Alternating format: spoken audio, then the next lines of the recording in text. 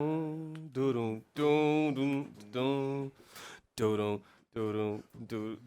man, that's me. I don't know. I feel it. The Gatekeepers podcast. Gatekeepers, bitch. Horse, you know what it is. You caught us on the tail end of what we're gonna do is we're planning my 30th birthday party. Right. I'm not even. only 26. I'm 26, but I'm planning my 30th. You know what I mean? In 2014. Youngster. I mean 2024. I'm tripping. 2024. 24. I'll be 30 years old, and I want to have a skate party, like a disco themed skate party with disco balls and afro. So I got my afro out now. You know what I'm saying? I'm getting prepared for then. It's Black History Month too. You know what I mean? Power. All my favorite black people had afros. You know what I'm saying? Feel it. Kobe had an afro. You know what I'm He saying? did. Michael He did. had an afro. Jackson. You know what I mean? Yeah. Did Jordan have one in college? No, hell no. Hell, that nigga was ball. That nigga can't grow no hair. But listen, I am at Miles Low Music on Instagram, Twitter, YouTube, Facebook, Tinder, Pornhub, Bumble, ITZ Miles Low on PlayStation Network, 2K. We running it. You know what I'm saying? All right, man. Miles Low Music. It's your boy Noise at Beats by Noise everywhere. BeatsByNoise.com for the beats. All that good shit. We out here. Spence, man. Just call me Spence. Y'all know what it is. We ain't got nothing special today. I do what I feel. Here's what I'm at. And we're gonna do my guest too real quick. Let me see. Do I got something? But I do want to say, I want to apologize to a lot of the new school artists that rap about drugs and shit. Because that's all they were doing before anyway. And I didn't realize it all the way until recently. So Wait, say that again? Rapping about drugs. people that rap about taking drugs and doing drugs, and we're like, oh no, they're rapping about drugs. Like they've been doing that. They've been doing that. Oh, okay. Gotcha. And I didn't realize it to what extent until very recently. Like songs I was singing, I'm like, yeah, that's Were they? It's fucking addict. yeah. I was just listening to You Dropped a Bomb on Me by the Gap Band. Talking about dropping Man, acid. That's an acid video. Talking about dropping I tell acid. And then you what. watch the videos and shit, it's like, that's what they're on. You know, Shaka did a little booger shit and got in there, recorded some of them records. Oh, Shaka stay blowed. Oh, yeah. Shaka stay blowed. She just got them fucking. Y'all think Stevie did any drugs? He Stevie probably. Wonder? Yeah. You just couldn't see what he couldn't see what he was taking. Yeah. I'm just saying, what does like being blind old acid hit? I just want to know. No, I don't. That's got to be a hell of a trip. I don't want to know. Probably just like I don't want to know. That's gotta be a colors hell and of a that trip. blindness. Like, Like a kaleidoscope. Oh fuck! I'm sorry. you know, like a rainbow in the darkness. Yeah. Now, like you rub your eyes, just a bunch of like bubbles and Ozzy spots. Brothers' Footsteps in the Dark is about What? acid blind. All that shit was about sex and drugs, man. Exactly. All that music back All the then was Marvin about shit. sex and drugs. All the Marvin shit. Yeah, he was a heavy. All of that shit. It's just surprising, like they all got like extremely powerful like vocals. Like none of the How fucking they maintain none of the it. drugs like It didn't deteriorate. Yeah. like the drugs is like, oh Whitney, you got that weak shit. We taking all that. Soon as she started taking up, nigga,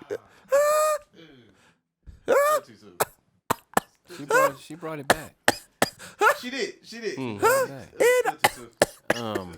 I can That's tough. Why you I can't do this. Spence? Come on, that's a great brother. That's I can I tell. can't do this with Hey, you. real quick. My man Ace Mill Ticket in the building, Man, man. what's happening, everybody? What's What's up? happening? What's W.A.M happening? Promotions. Yes, He you got can plaques find me on the wall. You know what I'm saying? He giving out Right. plaques and all Well, this shit. yeah, Like man. he's that dude right Yeah. now. Go ahead and say it. Go ahead and say it. It's already out. Cuz You brought me a plaque. know what I'm saying? Oh man, that's You know what I'm saying? We going let's jump straight into that, man. What's he got? Millions of streams, millions of views, all that plat only shit. Black Scooter Braun in this bitch. You know what I'm saying? that's wow. Yeah, Black that's it. Scooter Braun. That's crazy. You're the first one to actually ever say it out loud. It's Yeah. kind of like I do that. But yeah, you can find me on the gram at AceMill Ticket, ASEMILLTICKET, or W.A.M Promotions, W.A.M Promotions. Wham! Mr. B Heard. Wham! you got to put that on the soundboard. Wham! You know what's crazy is the first logo for Wham was like a fist and it just said Wham, like being smacked in the face. Like a Radio Raheem type shit. Yeah, Like exactly. like and a then Batman, Like the old school Batman fucking. Yeah. it just Bam! it literally was just my partner Chris Whammy. It was like Whammy and Ace Music. That's all it stood for. But then it turned into We Are Music. So I was like, yo, we need something a little, a logo that means a little something.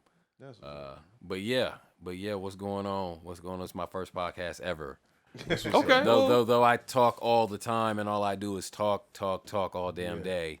It's my first time on a podcast. Well, we got to pop your cherry, my man. Okay, here we go. If that's the jargon you What's choose, going? Yeah, right. That's the. Hey, what the fuck, That's man? what's going on over here. That's what Come you on, happy man. for. All right. I'm glad you're here. I ain't say all that. Man. I'd be happy to be your second or third time, my nigga. Whatever. But yeah, got a plaque coming for artist Caitlin Morrell. Album My Forever is over 1 million streams. It's at 1.6 million now. Humble brag. The single is at 1 million, and video drops I think sometime next week. Nice. And number 90 on Top 200 Urban on radio. independently. Independently. Independent as fuck. Out the mud. Out the mud, Humble brag. like completely.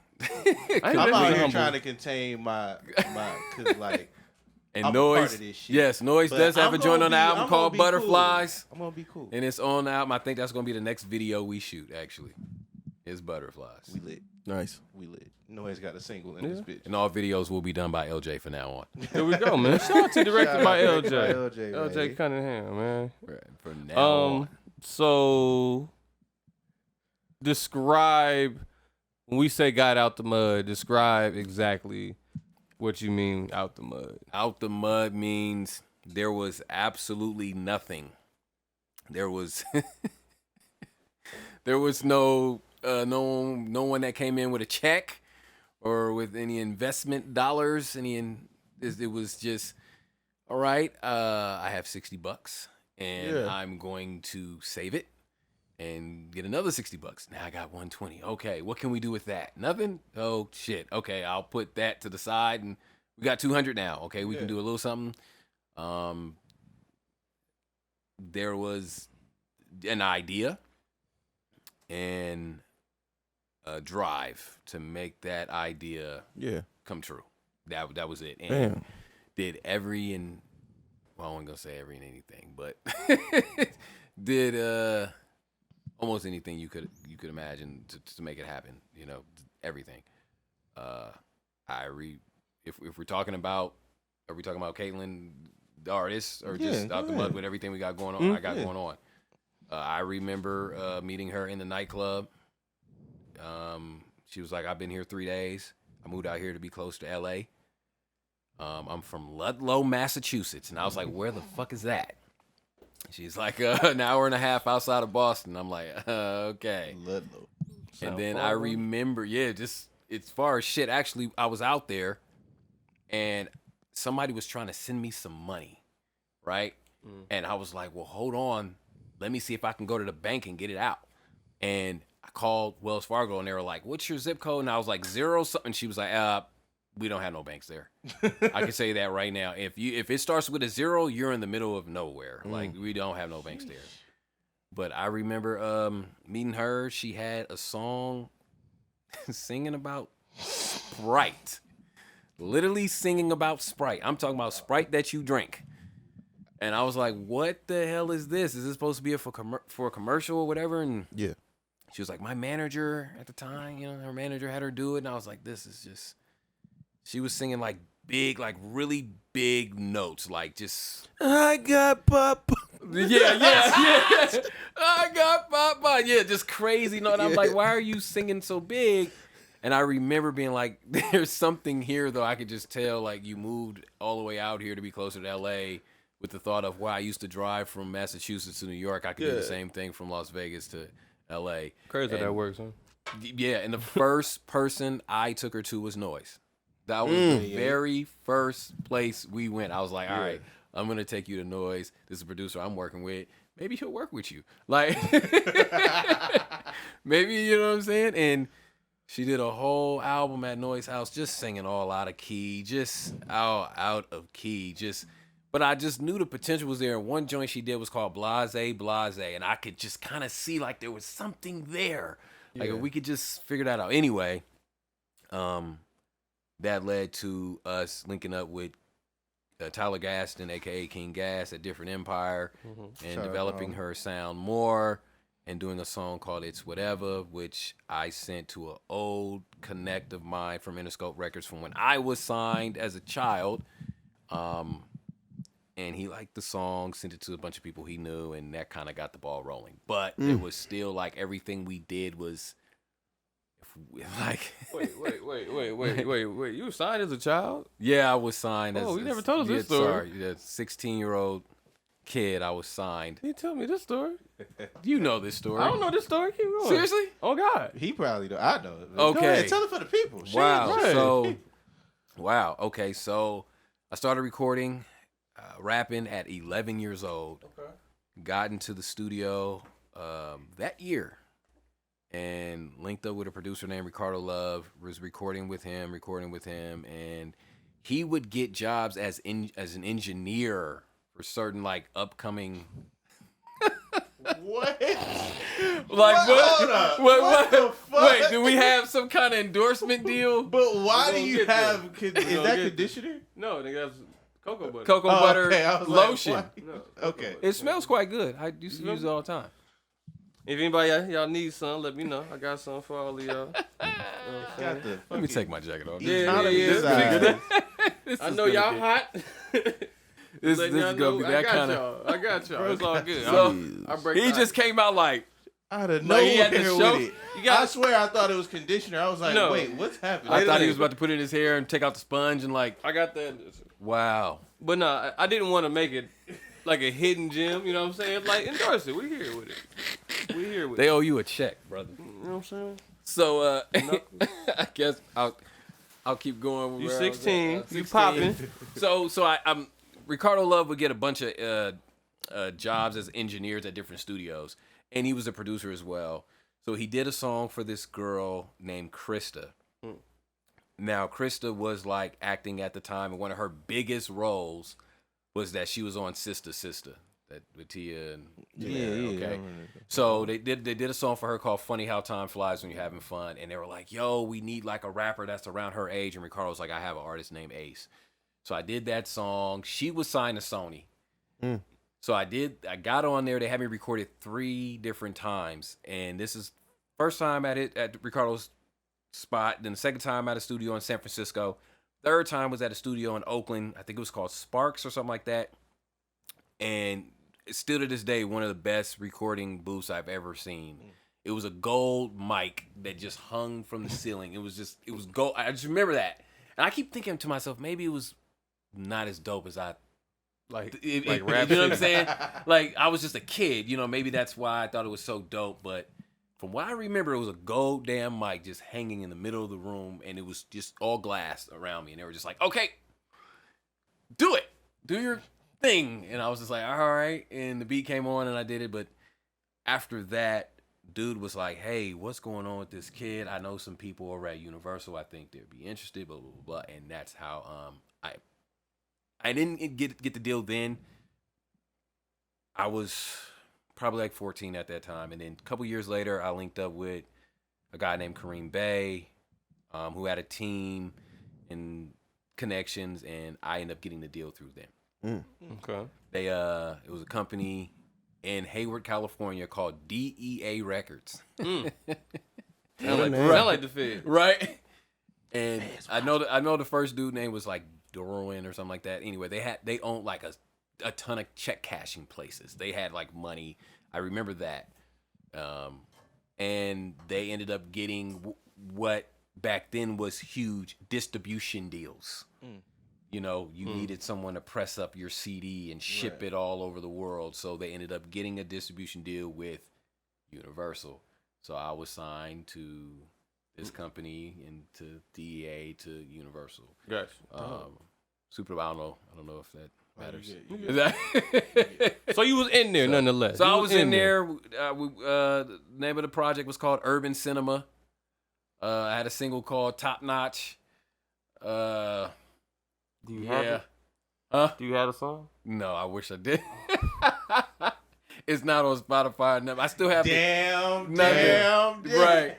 I still have the CD at the crib though. Oh, I shit. still have the CD. I even have the VHS tape of the commercial that we filmed for the album. You gotta show us. I know.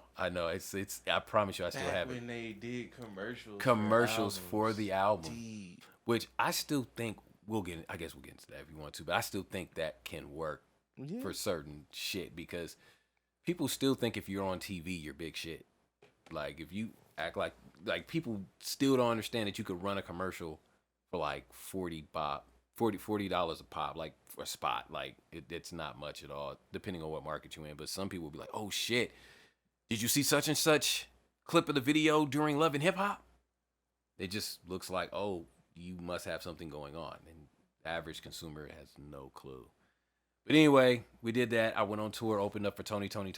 That was dope. And then Humble brag. that was dope. And then Wait, before or after Raphael? That's funny that you bring that up. Yeah, because we got it. Yeah. That was with Raphael. Oh, with okay. Raphael there. That's a good one. Though. Okay, okay, so you know there's still a group, right? I mean, Yeah. hey, Tony Tone. Right. The tones. Right. So you know the lead singer. Yeah. Right now. Okay. His name is Frank Stickums. Right? He's a rapper from New York. Peep gang. Shout out Frank. Shout out Frank Stickums. Shout out Frank. That's a cold ass name. Frank Stickums. You guys aren't gonna believe this.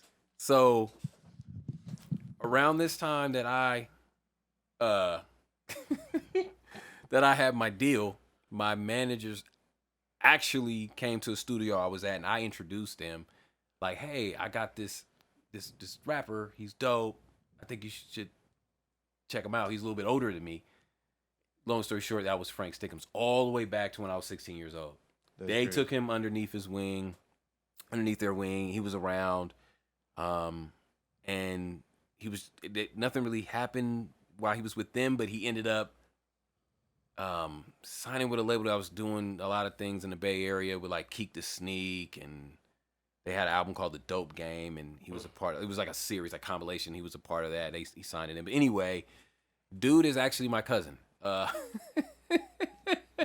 Nice. Right? This shit wild. It's like, I love you, bro, but you can't sing for shit. And I don't understand why. Okay. All right, you said it. So I don't know wanted to why figure that you're one out, in. but all I right. don't know why or how. And that guy, he's gonna be so upset if he hears this. But Yeah. he can rap his ass off, but he can't sing for shit. And I was like, why are you? Do they think you're Raphael? Just because No. the way you look? Like, what is going on? Yeah. I don't know why Dwayne Wings has him as lead singer in this group. He's going to Africa. He's going everywhere. I don't Get know. your money, black man. Get your money, man. But I was flabbergasted. Yeah. Once again, I was just like, okay, Yeah. shit. Yeah. You went from Bobby to that. Let's go. Yeah. Shit. Oh, so you know he was with Bobby Brown. Yeah. He was signed to Bobby Brown before this. I don't know. Let me tell you something. Oh, yeah, real humble beginnings. He finesses. No, like before he was in this group with Dwayne Wings, he was signed to Bobby Brown. Like this was no more than like 4 years ago or something like that. 5 years ago, I don't know. Or did it just happen? And then This is he was signed to nigga. Bobby Brown. This is Curry. Yeah, And- Raphael been in Tone and Yeah, but he Almost just a decade. It's a became in the group. minute. He just became a part of the group like not too long ago. But yeah, a lot of shit happened when I was like 15, 16, 17. Like, yeah. but yeah, I don't know. He became a part of the group. Anyway, so yeah, that's the story, Lo. I was signed. Okay. It was dope. It was a good experience. It ended up terrible because all right, so It was a good experience. it ended up being terrible because okay, the deal didn't work out, and years later I find out because my management actually beat up an A&R in the studio. Oh, well, damn. Right? Okay. I had no idea why the album got canned or why I got dropped or whatever. They only pressed up 20,000 units at the time. I sold out. And so the argument was, why aren't you guys reordering? why would you only press up 20,000 anyway? They're like, because we released him as a regional. Can we put that in perspective for the new kids that only know about streaming? They don't know Yeah. about All right. physical So sales? units are physical copies of CDs. Like it's a CD looks kind of like a DVD. Shit, I don't even think they know what the. Yeah, I was gonna say I don't even know if they know It's what a that looks. disc, my nigga. It's a disc. It's a circular device. Yes. Look like video game. Yeah, Shit, there you you don't go. even Okay. need that There no you go. more. You can just Yeah, download you the just shit. Download the shit. It's wild. They back then you had to have a company that makes disc and put and put your music on the disc, and they would put it in a cover or a what is it, a jewel box, and put your picture, your cover in there or whatever, and then they would package it in plastic and put it in boxes and ship those boxes out to stores like Target and Walmart, and back then Tower Records and We only acknowledge Target though. no Target. Is that bad? What happened with them? Sam Goody. No, Yeah, Walmart be blanking the shit out of your shit, man. I remember when you damn near I don't have remember a when I song on fucking- it. You got a whole song missing off the album. I bought a before I knew better. You know, I was a youngster and shit. I bought a Big Timers, you Big got the Timers clean album version? from fucking I'm Walmart, sorry. and I was I'm sorry. pissed. Got the clean version. I think I did that with like Father Like Son, Lil Wayne. I did Birdman. that with Oh, Master my P's God. Ghetto D. Oh my, you ain't getting nothing. Ghetto D. And I was so pissed. I was so pissed. My mom was like, "What's the problem?" I'm like, "There's No feeling in this. yeah."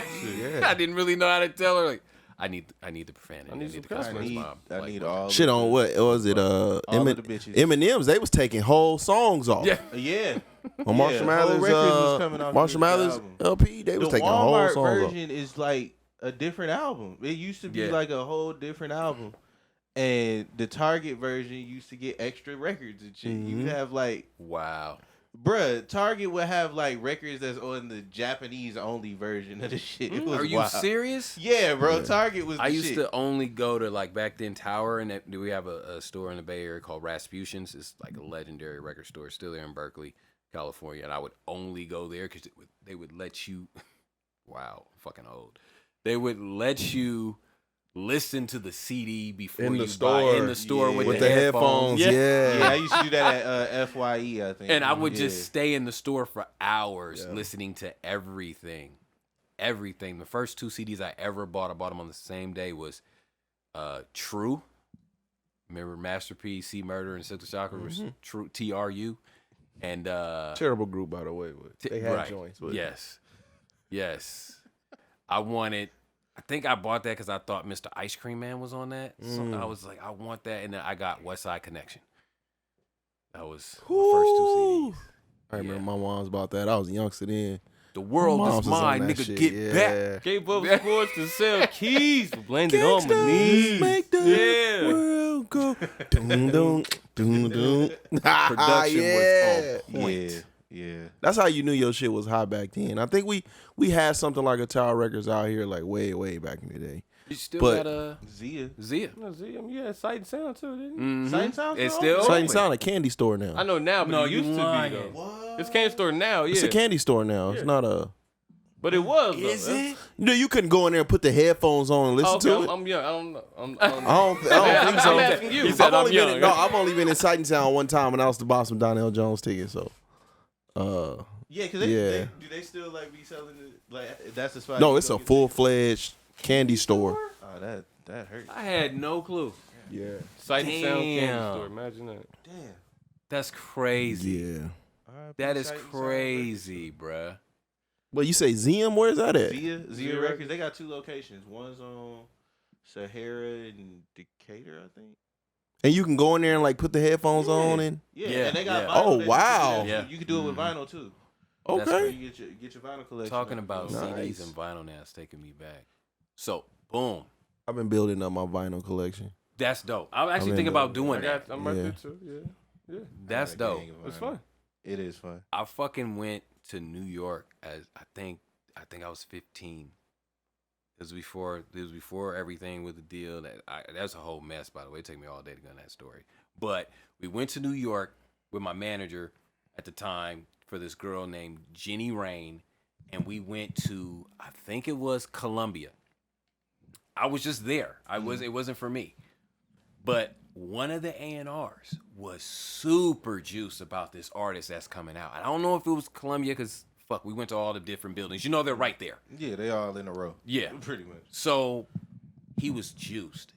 And at the time, my manager was like, yo, we got this kid named Ace, though. I'm telling you, right? And he was like, yeah, man. Oh, I'm going to need to be in mic. My bad. He's like, that's cool, right? But check this out. Like, this is coming out. I think this young guy is going to change the game. We get back to Oakland, open the little CD, and we put it in, and I'm like, what is this? I don't really like this. I hear, I'm going down, baby, Yo Street in a Range Rover. I'm like, what is this? It was fucking Nelly. And it literally said Nelly and the Saint Lunatics on it. It was like their demo CD. Oh, that's dope. They hadn't even signed yet to whatever label they ended up signing in the beginning. That shit was, it's amazing because I look at it like, damn, I was in that office and you fucking took off and you. People forget how big they were. Like, huge. And like, I got stuck with a label that didn't want to reorder after 20,000 fucking CDs sold out. And they just didn't want to reorder. And I found out my manager whooped an A&R's ass in the studio. And that's what happened. Listen, kiddos, don't beat up the A&Rs. Like, at all. There aren't a lot of them left anyway. Do they exist anymore, really? They do, but they have a much more... They're more on the executive side now than ever before, if that makes sense. Yeah. Because before, A&Rs used to really be... They would not be as involved in, things like budget and shit like that. Really, your A&R was there to... Find the talent. Essentially, executive produce the shit. Damn near. Essentially. That's what the A&R was for. Yeah. Now, Talent make their your A&R is like damn near your representation to the label. Yep. They got A&Rs like full-blown managing producers. Yeah, that's basically an A&R's job in the game now is to place beats from the producers that they probably manage with artists that are signed to the label that they work for. Yeah. And then that ain't gonna do nothing for them but get them a plat. Get them their credits up. Then they gonna start their label when they got enough credits. Wow. Yeah, it's a revolving door now. But yeah, A&R still exists. They're just more on the executive side. You probably don't see them working as hands-on with artists anymore. Yeah. And it's kind of like it's really backwards when you think about it. They're online and they're looking at numbers and who has the most streams and views. And I'm like, what happened to looking for the talent? And developing the talent. No, they want you well done now. Well done. And They want you well done. They want you popular. Yeah. Like, you They don't want want you it well to done. be You be quick. trash. You could be. Yeah, You're they right. don't wanna do as much Absolutely work. right. They don't want to do There ain't no work. I mean, artist development, that's not a thing anymore. No, that's You know that. It's a dying art. Yes. It's a dying art. 100% true. Most 100% artists don't true. get developed, and the artists that you see have that longevity are the ones that dig it. Like Quiet as It's Kept, Justin Bieber is probably one of the last superstars that really went through true artist development. Yeah, like in my time, and I'm not. It's cool. I'm not caping for her at all because she still sounds terrible. But Ashanti would be one for me. I feel you. Where when she first came out, it was like, ooh. For her, it was different though, because she was really like the first Neo. When you think about it, Was she You wrote? disrespecting Neo right now, fam. What do you How? mean? I'm talking about vocally. Vocally, she was ass. She's never like mind. now. She's not. She's better than what she was. Like you can, she's not the same. you can see the. Nah, she's trash now. Like, No way. Like, She's. it way- works I heard. for I've her, seen but I her. mean, it's not I've like- seen. I've seen her. She's not killing I've it. seen her in person. yeah, I mean- I've seen Neo in person too. what I've seen I her mean in by that, person. I wasn't talking about the vocal ability. I'm just talking about how it was easier for her to. I won't say skip the artist development lane, but Take your time in it. Yeah, when you're lacing hooks Yeah. for arguably one of the hottest producers at the time, because Yes, Irv was Irv that got it. nigga On fire. at the time. Yeah, but what Got I'm it. saying is like she wasn't a complete package back then. You know what I'm saying? Yeah, hell She no. was the Ashanti that couldn't sing with the Black Power sideburns. So it wasn't. So you seen her, back in the day and shit. I am a revolutionary. Ludicrous, nigga. What you mean? I am a revolutionary. But yeah. So I don't remember that. Ali Boumaiers, yeah. You I don't don't remember remember what the Cyber. joint? Oh my god! They weren't swirly or Nah, she had the fucking It was like Luda. yeah. It was like Luda. I have to So see. them bowls on them, Luda. Damn. Damn, I didn't forget. About my business. Wow. But yeah, you kind of seen the progression over the years of her attempting to get better. Yeah. Everybody else is kind of like you don't really see the what's the word? You don't see any growth and you don't see the mistakes through their artistry as we used to. True. And everybody is packaged as the complete package nowadays. But like Lo said, they're like trash, but they just are popular. It's fast food. It's Right. literally just like, yo, if we can sell this, We're can market and sell this right now, make some money. Okay, cool. Next Yeah. one, it's over. we're living in the literally like it only takes one. Like Yeah. that statement has never been more accurate than today. My man from Interscope was like, he said, man, this pisses me off because it tells me if Rihanna walked through this office right now, we wouldn't sign her because she didn't have enough followers or she didn't have enough streams. Or she didn't have enough heat behind If we were, I think in today's time, the music takes the back the seat. back seat to all the rest of the shit though. So you don't really need the talent. Isn't going to get you the followers. It's not going to get you in today's time. There will be no room for a Missy Elliott because I was just saying that, like I was telling my roommate, like That's crazy. there was who's gonna be this generation's Luda? Who's gonna be this Right. generation's Nelly? You know what I mean? Like, that's this generation's Luda, you could argue is not like the the baby. baby. Not the baby. No. Could be Almost. I get what you're trying to say. I get 'cause the his ideology. visuals, his visuals and all that shit. I get it, but Luda still had. I don't care what nobody said. The baby don't have that same cleanness that Luda had. Yeah. Luda could still be the most vulgar nigga in the room, and you would still put him on Nickelodeon. Yeah. You see what I'm saying? Like, Luda had a crossover appeal, hence his acting.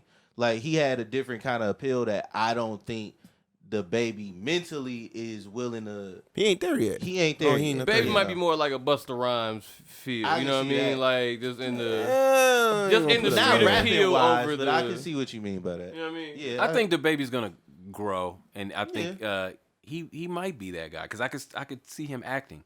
I can see him getting into some acting and then being developed, and I think he'll be. I can see him playing a role. I think he'd be funny. I can't see him being. I don't see him playing a serious role. So I don't know. Luda played a serious role. I think Oh, the Crash. baby will be funny on certain shit. yeah, everybody has them cameo ones. But he's already found a different bag though through his teeth.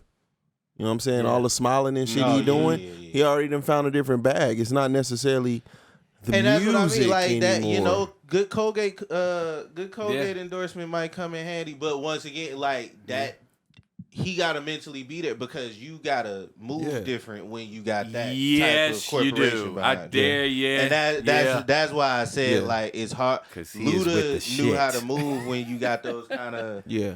those kind of baby is with the corporations. shit. And people don't behind understand how much experience Luda had you. prior to being put on Come too. He was in the know media. what I'm saying? game Lover, already. lover, He was in the right? media Chris game. Chris Lover. All they did was repackage his first album. Pretty much. You know what I'm saying? Incognito was Yeah. it was the first album and they just Yeah. repackaged it back at the first time.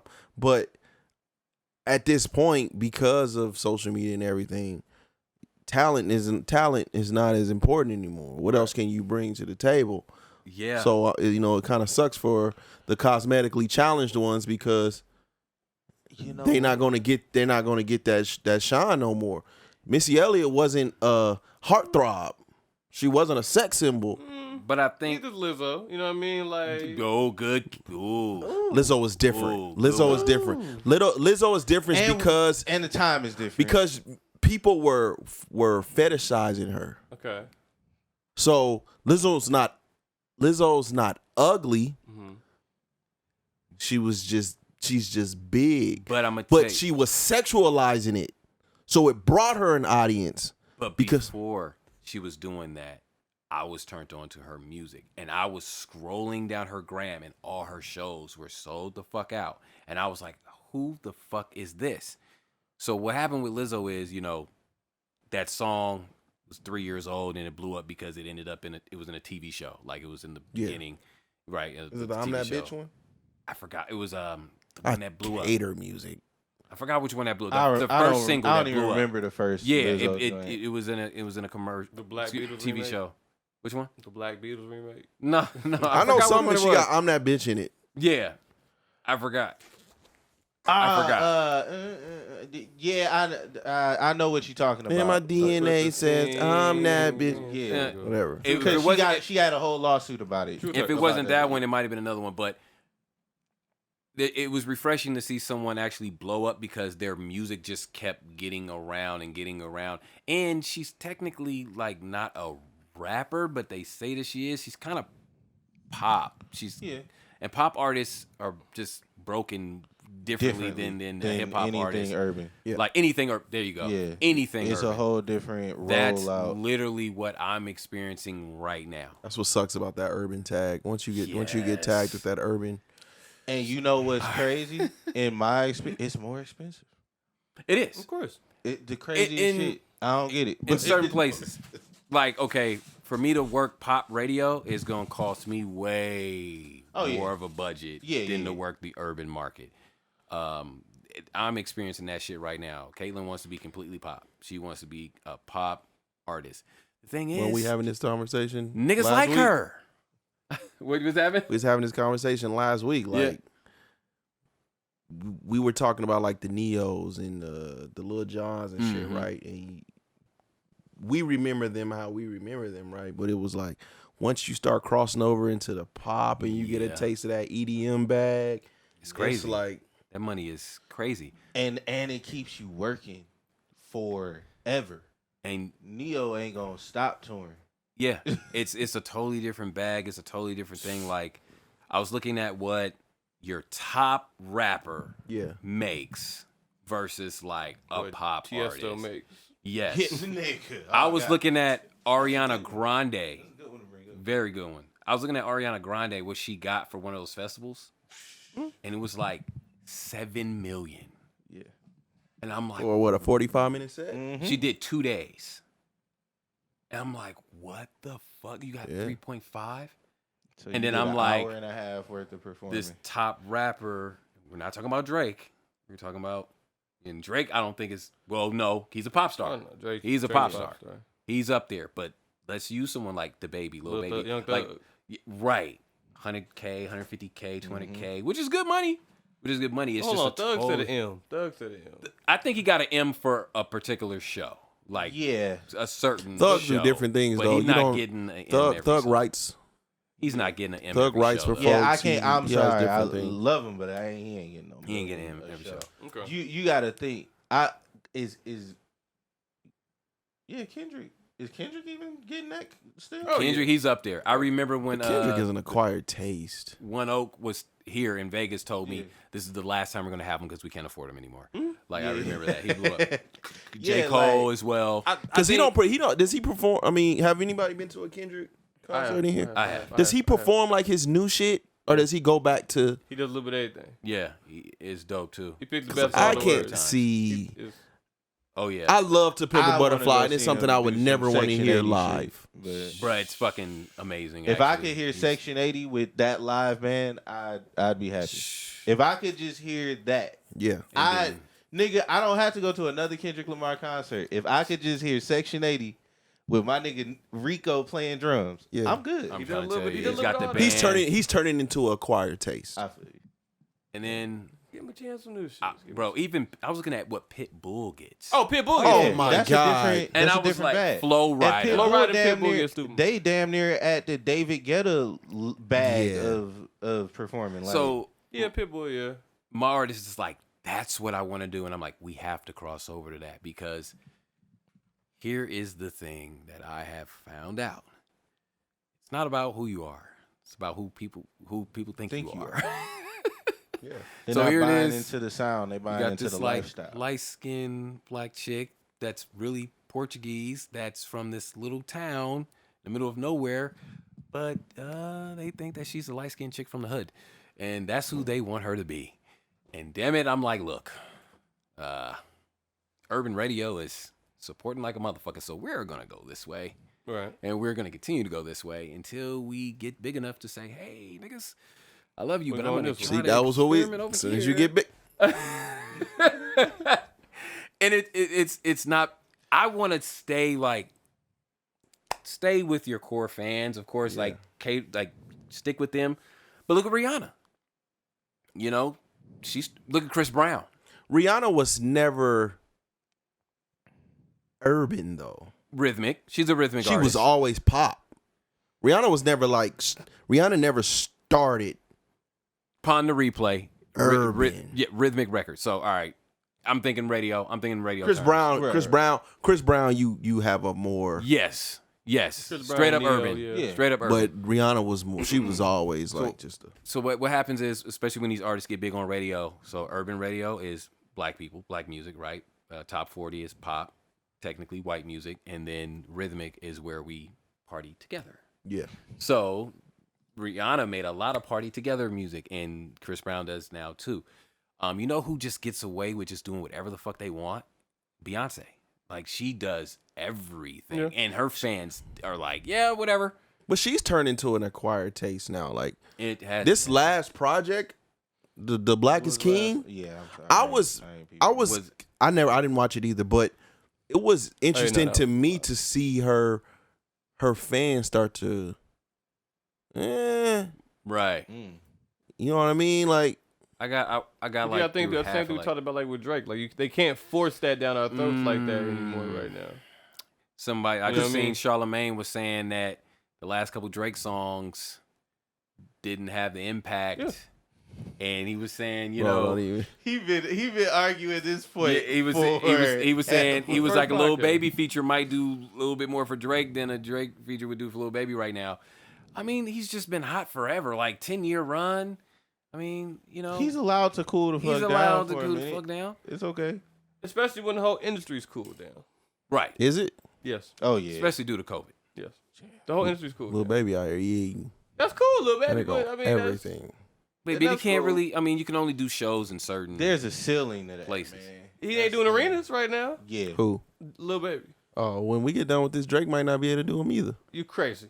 Nah. He'd still be able We're to. still do it. Drake will still be We're able still to a do decade Wembley, away bro. from Drake not doing arenas. Still at least a decade. Just off away. his catalog. Just Alright. off all his shit. Drake. Okay. Drake. So why hit- he ain't dropped that album then? I think Because I'm telling you right What now, has Drake ever is the- what has Drake is ever the stopped a caliber Drake artist. album from dropping? I'll wait. not being able to tour, maybe. Drake been able to tour.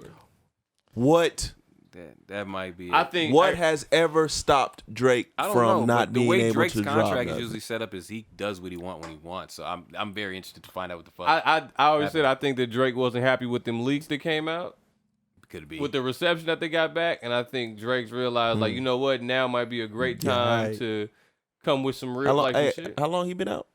How long Drake 10 been out? years. About a decade, 10 years. Okay. decade plus, yeah. And Alright. it just like solid run. Drake though. season is Drake season. When does he come out and put a month before you put this big ass commercial out?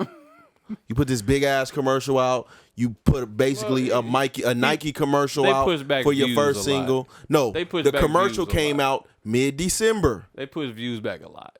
Views got pushed back a lot. As a Drake fan, to say that one. Yeah. off rip. It What about Scorpion? Did that get pushed back? At all? No, didn't seem like it did. It good too. did because it was remember supposed to be yeah, like the little the It's 10 jacket and years, everything man. for it. And It's just it's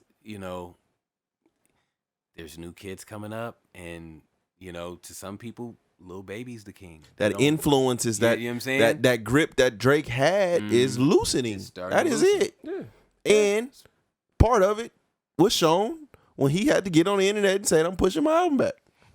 After you dropped a big ass commercial, I really want to know why online. he did that. you put a big ass commercial Oh, he got the online. love. Not even a month later, But and he's then you gonna- dropped a Nike commercial. But he's still gonna do numbers. Like Right. if he dropped it I today, think that's why he's at the still point gonna do now to numbers. where it's like, you know what, I gotta. He's bigger Here's than my that. chance though. to do Republic to is do gonna- something He's that's bigger gonna than be a classic stamp. He's type bigger shit. than just the numbers now, though. That's what I'm saying. We're yeah. talking influence now. How is this album going to influence the people? If I drop this album and it's just great numbers on the tier that Drake is on, I don't think that's good enough anymore. I don't know. Republic pays a lot of artists because of Drake being Yeah. there. Drake can't. They can't let Drake fail right now. Not right now. Like- that's blasphemy. They got Taylor Swift as well, That's great, but and and she does That's a hell of a- numbers. That's a hell of They a all do 1-2 numbers. combo. She I'm does just numbers that they're so it's crazy. I'm Taylor just saying- Swift dropped her last album and she did 900,000 in a week and just quiet. Yeah. Quiet, no big commercial, Yeah. no, just 900,000 Yeah. units sold, Not streams. not streams, units. I'm like, who the fuck is still iTunes like buying Taylor Swift? Post they Malone. support. They support on that end. You know what I mean? We're the only one that you got to keep repeating and be like, And- oh yeah, you if you don't repeat with a great album, you can't rap no more. Not only You're- that, you're I'm looking whack. at this You're shit. lame. I'm looking at Charlie Puth, right? I'm looking at artists like that, right? And I'm on Spotify like, oh, I know you had to have an album in 2020. Nope. Haven't dropped since 2018, 2019. I'm like, and you're still touring. And you're still relevant. Still doing award shows. That's You're still doing Rihanna. a award show. In the urban market, Oh, no, you totally. have to crank them out Yeah. because it's like, what have you done for me lately? What have Well, you done for me Rihanna. lately? Like, yeah, look at Rihanna ain't did I shit mean, since 16. Savage by Fenty is just she's like Yeah, about to be a that's- billionaire. Like she's like whatever. They're buying panties and makeup. Like I'm fine. Like like who gives a shit? But yeah, you're right. You're right. Alyssa Cara. I was looking for a new album. I think she did one. Yeah. Finally. I But artists think like this that- is the time to be completely honest with you. I think this is a perfect time to drop the music Mhm. from our so-called lyricists. Music that we can sit down and we can experience Yes. and I agree. we can decipher. You know what I'm saying? Like the club joints and unfortunately the artists that we now think that are top tier in hip hop are not those type of artists. Right. So the music is come and going. Mhm. It's not a Drake album is amazing. Will be amazing, but it's nothing to sit down and experience. It's nothing to sit down and live with. And I think that's why he's going back to the lab. Cause I think he realizes that. Because he's done, but he's I think this done is that his chan- before. I've sat down and listened Well, to yeah, the I Drake mean- album, like But the where he's it spitting. was your personal choice. personal choice though. Got you. The It world was wasn't- still moving. Now that everybody is sitting down, Yeah, maybe the vibe wasn't right. now I can. He ain't like that. Them leaks was not it. I'm telling you, That's I think the that's I what didn't it even is. hear him. It I What's did wasn't- not crazy is hear I him. fucked with him. there was a few albums. I know he fucked said I with them fucked with him. leaks. That's why I was like, what? All right, whatever. That's why I think But- that's why I think the Nas album did as well as way better than anybody thought it was. Cause you was able to sit down and really listen to this shit, and then you get somebody like What do you think about that Busta Rhymes album? Oh, that shit was ass. But see, that Ass Gas. yeah. And I was that was like, ass. I was into it for a second, and then I was like, I'm never gonna listen to this again, am I? Like, I'm listening to it, and I'm like, I'm never gonna go back and be like, yo, I missed that. I missed that. let me listen to it again. Mm-hmm. That I shit. missed that time. Damn, bud. And then he made a video of that the one song I cannot stand it. The don't with the don't, with the don't, BBD. don't. Oh my gosh! why would you do that? Yeah, I'm like, It's like that. what the, The fuck? That- And he that made was a not video it. about like That All was right, bro. That not the it. beat is so like mine is that bust. shows the disconnect. So Yeah, when them young ones yes. come out and say, "Man, you niggas is trash," My whole they gonna thing point to is that shit. pull the youngsters in the studio with you. That's all you got. It's that simple. It's that simple. You an OG. Pull them in there. You get a vibe. Because that's all spark Nas one up. did. Shout out to the GOAT. That's all Nas did. Shout out to the GOAT. But also, like, I do also want to point out, last few albums, Drake was making music for a tour. Think so? This one was wins and losses is a fucking commercial. That's one of them stadium anthems. Right that's there, what I'm saying. So when you don't have the club, the tours, all of that shit don't do nothing but extend the life of the records. Yeah. That's all it do. So when you don't have that, you gotta have a record that's gonna stand well on its own without the experience behind it that you like. You gotta damn near fucking. It's damn near like fucking. You gotta set the tone and shit just to enjoy the record. It's like no. Now you have to actually. The record gotta be right, and then the tour and all of that shit is extra. Y'all got hot. Y'all want some cocoa butter? What about? That nigga want some? Be straight on that. I gotta go home and watch. Where Where the fuck you? So go see the video. Yeah, I'm alright. Yeah, that's it. You heard of this artist by the name of CJ? Whoopty. The new, Whoopty. Whoopty, right? Remember Yeah. that Whoopty? Now I'm like, the reviews of the new record were bad. And I didn't hear it yet, right? So then I listened to it twice last night, back to back, and I was like, oh. Didn't they take it down, bro? quick? Damn, it was No, that it's bad. I think I saw somebody that they took that shit down. That the video was out. Oh wow, it's bad when you take And the record down. I don't know if they took it down, but I know this. Like, I think I forgot. Was it Lemonade? One of those blogs where like he's just like Lyrical a Pop Lemonade. Smoke. Yeah, Lyrical Lemonade. Yeah, he's a Pop Smoke ripoff, and he's from like the safest borough in New York. And my whole thing is, it's like, all right, Whoopty in the club, nuts, going nuts. I'm turning up to that every time.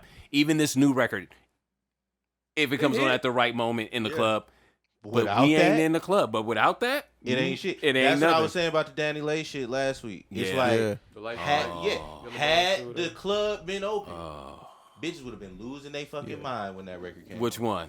The one that The light got skin. everybody going crazy. I didn't even listen to it. I haven't listened to it either, but I know for a fact that Yellow Bone. had the world been moving, Right. it wouldn't get no attention. But because everyone is sitting, It's no like, one wait a is minute. doing nothing.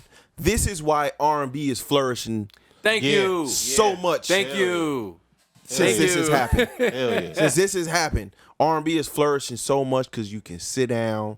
It puts you in the mood. You can R&B needs experience to with it. create You a can mood decipher for it. it. You know what I'm saying? It creates the mood for you. Yes. That's what music is supposed to do. We've gotten to a point to where we create a mood to enjoy some fucking music. Right. Like It's whack.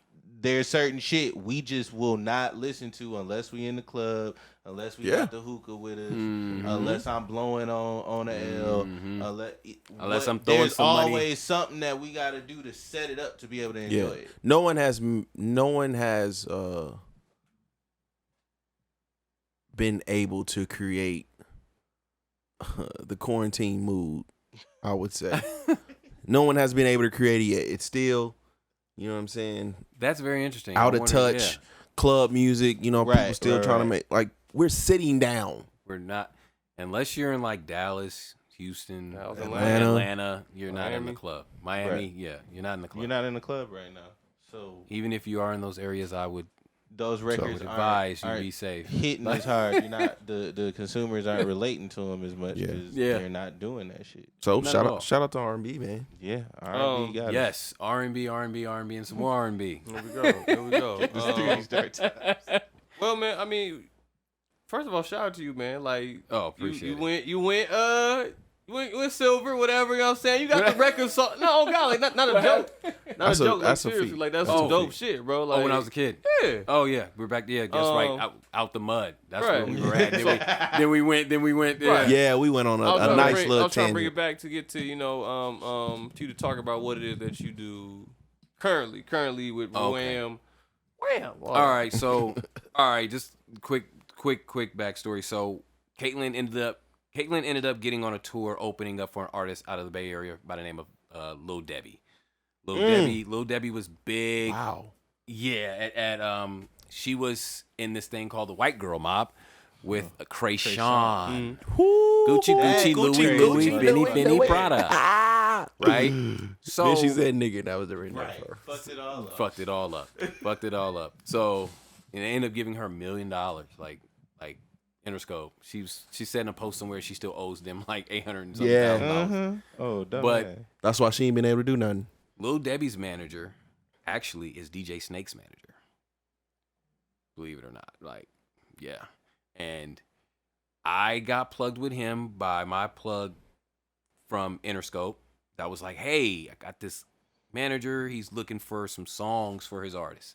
And so myself and Different Empire Music Organization end up writing Lil Debbie's album. And when I mean write the album, we wrote the entire album, the entire thing. And to be honest, I did it, trying to prove myself, Yeah, of course. and build a relationship. Just paying your dues, And I guess. yeah, pay your dues. And through that, it was like, well, hey, man, you helping me out with this. I know you got an artist. I don't really know if she has anything going on, but can't pay her. But if you guys can keep up with us, she can come on the tour and just open up every night. And this is to going back to out the damn mud, man. We needed $3,000 to go on this whole tour, and I was $1,000 fucking short. We're mapping out. I'm talking about like we're gonna spend this much in gas. We got a Toyota. This is how much we got to eat every day. And I ended up getting a call from my 7th grade girlfriend. Nice. But my 7th grade girlfriend, I'm still cool with to the day, by the name of Taylor Lindstrom. Hi, Taylor. Shout out Taylor. Game drop. Name dropping around this motherfucker. Some And she game just shit. called me out of the blue, like, I just want to know what's going on. How are you? And I was like, I'm so stressed out right now. I'm trying to find this extra $1,000 and whatever. That wouldn't work in 20. That wouldn't work. You lucky that was the friend. That wouldn't work with me. You'd be like, well. No, it's crazy. You know what's crazy? I didn't ask her for the money. I literally was just telling her what's going on. She's like, you know what? Don't worry about it. Something's going to work out. And so I was like, fuck it. I know what I'm going to do.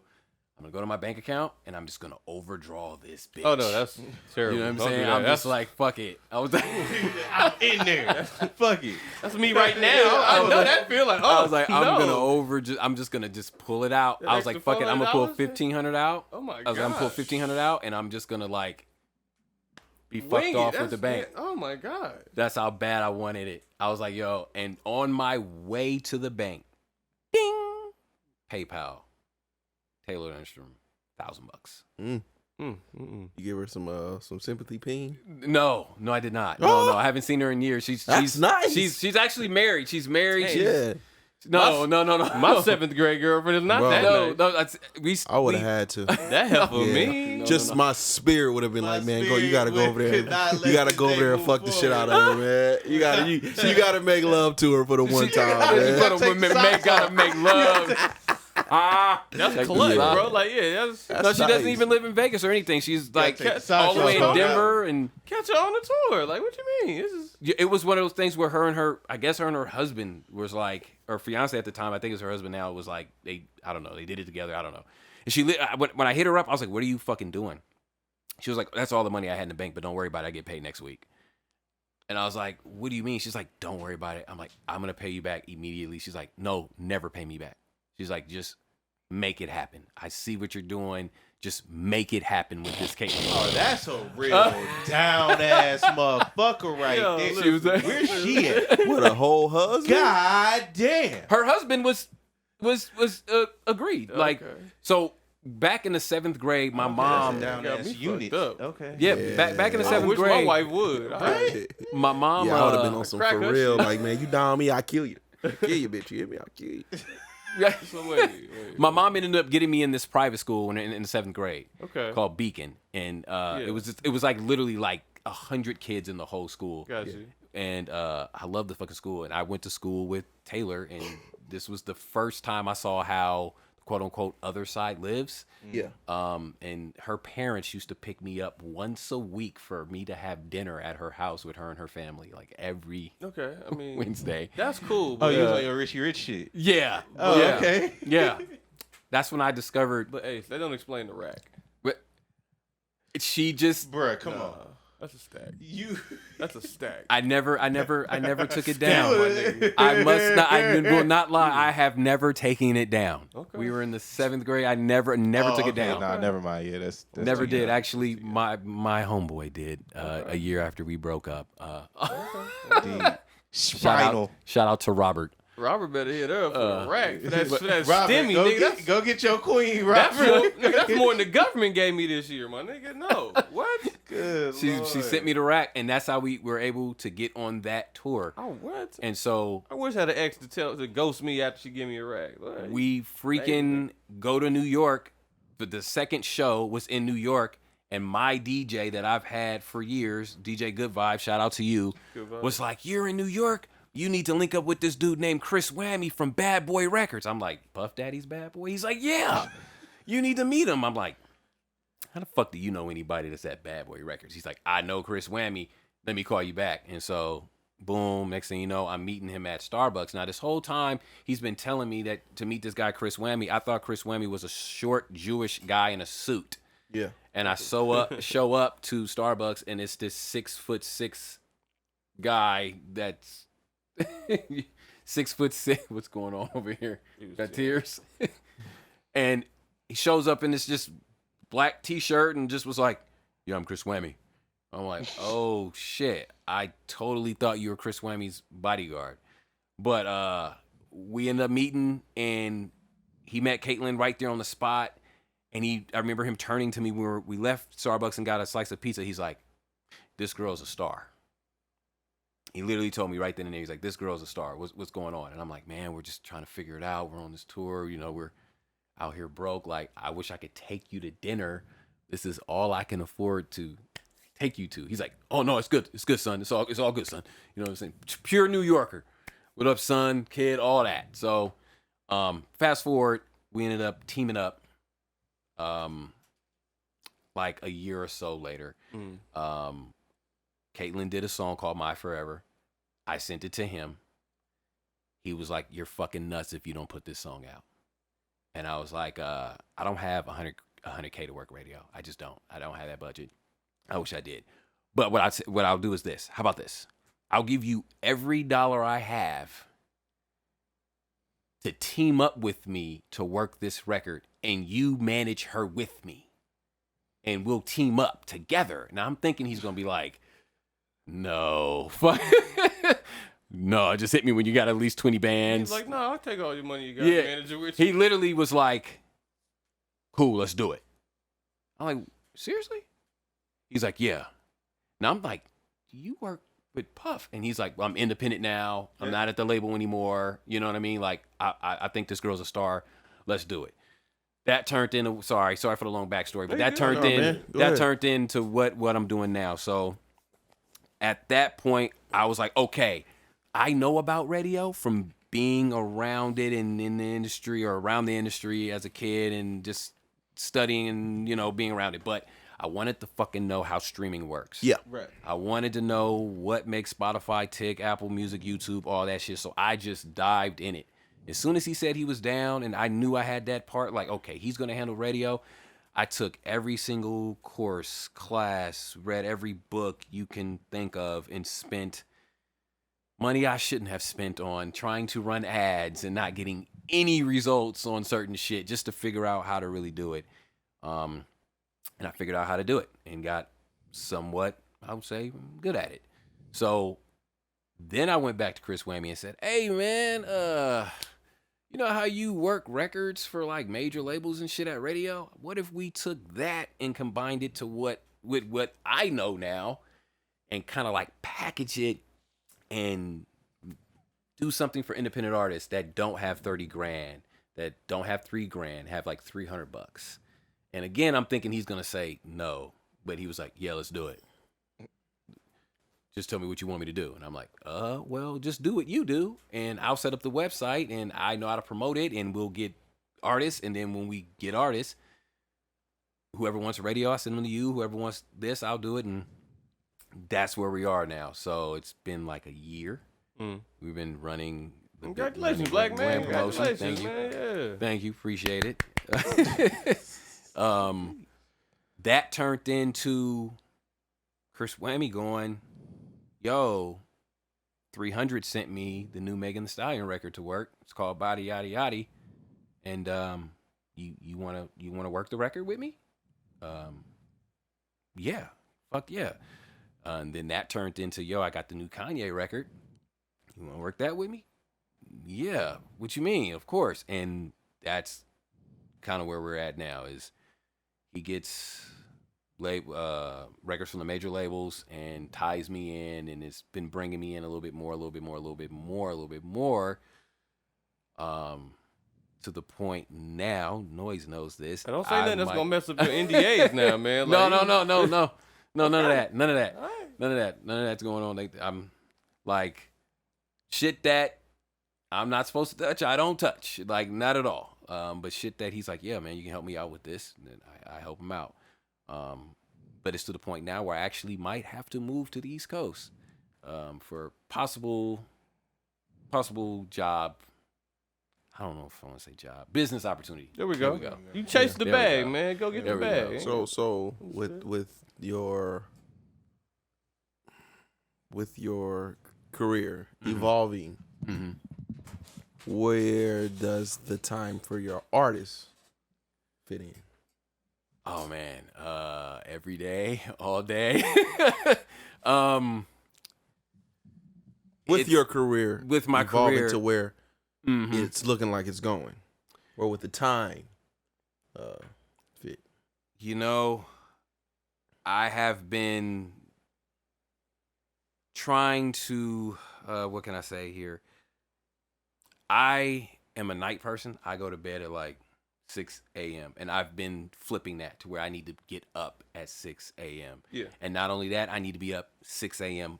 East Coast time. Yeah. So I need to be up at 3 to do whatever needs to be done for my artists, get to all these records that are in my email, and I am a father as well, to my 10-year-old son as well. So it's just because I'm doing exactly what I'm doing for her for other artists. I just, you know what I mean? It's just like I just fit it in. It's just, okay, I need to do that, and then the next record, and the next record, and the next record, and then I take a break, and then the next record, because I don't want to burn myself out to where I'm not, I'm getting sloppy. Yeah. But yeah, that's pretty much it. Actually, y'all the first to know this. Now it's not just a marketing and promotion company. It is actually a label. Hey. Congratulations. So Flourish King, man. Congratulations. Thank you. Chris Whammy and I have actually formed a label. Nice. It's called We Are Music Records. Dope. First artist, Caitlin Morrell. Hey. Congratulations. And it's looking like we're going to partner with a bigger label. And the goal is to just be able to sign a Miles Low and throw Noise a bag and be like, make something great and let's roll. Yeah. That's where things are at. I mean, as far as I think about that, she tells me all the time too, like, you're not going to be able to like be on every tour and shit like that once your career goes where it's going. I'm like, what are you talking about? She's like, Scooter Braun is not always with Justin Bieber or Ariana Grande. He got shit to do. He's got shit to do. You're gonna have shit to do. You're gonna hire somebody that's gonna make sure all the shit is supposed to go right, and you're not gonna fucking be there. And I'm like, seriously? She's like, yeah. And people are going to be tracking you down to sign them. I'm like, no one's gonna know who I am. She's like, no. Everyone's gonna know who the fuck you are. And then I seen Ghazi from Empire, shout out to him, saying that artists literally track him down. They find ways to call him. He has no idea how. He gets music in the mailbox. I'm like, shit. That kind of sounds scary to me. I'm like, I don't really know how that's gonna feel if it comes to that, but I want to know how it feels. With great power comes great responsibility. Yeah, I want to know if it's weird, but to go back to your question, my bad. It's just about time management. It's just really about just zoning in and being like, hey, I'm going to finish this. And once I'm finished with this, I'm not doing shit else but this right here and that right there. I want to get to the point where I'm literally flying across the country just finding acts. I want to bring artist development back. Yeah. I needs to want, come back. because again, as I said, Caitlyn didn't have shit going on. It wasn't like she didn't know what Spotify was, to be honest with you. And at that time, I kind of barely knew. To be all the way real. I was just like, yeah, we're going to do a song, we're going to put it on radio, and if it takes off, it takes off. If not, shit, we got to go back to the drawing board. She didn't have anything going on. I just believe that she was a star. Y'all ain't had like no y'all ain't had no like casinos calling y'all and shit. Saying they heard of you and shit. We got one call from I couldn't help myself.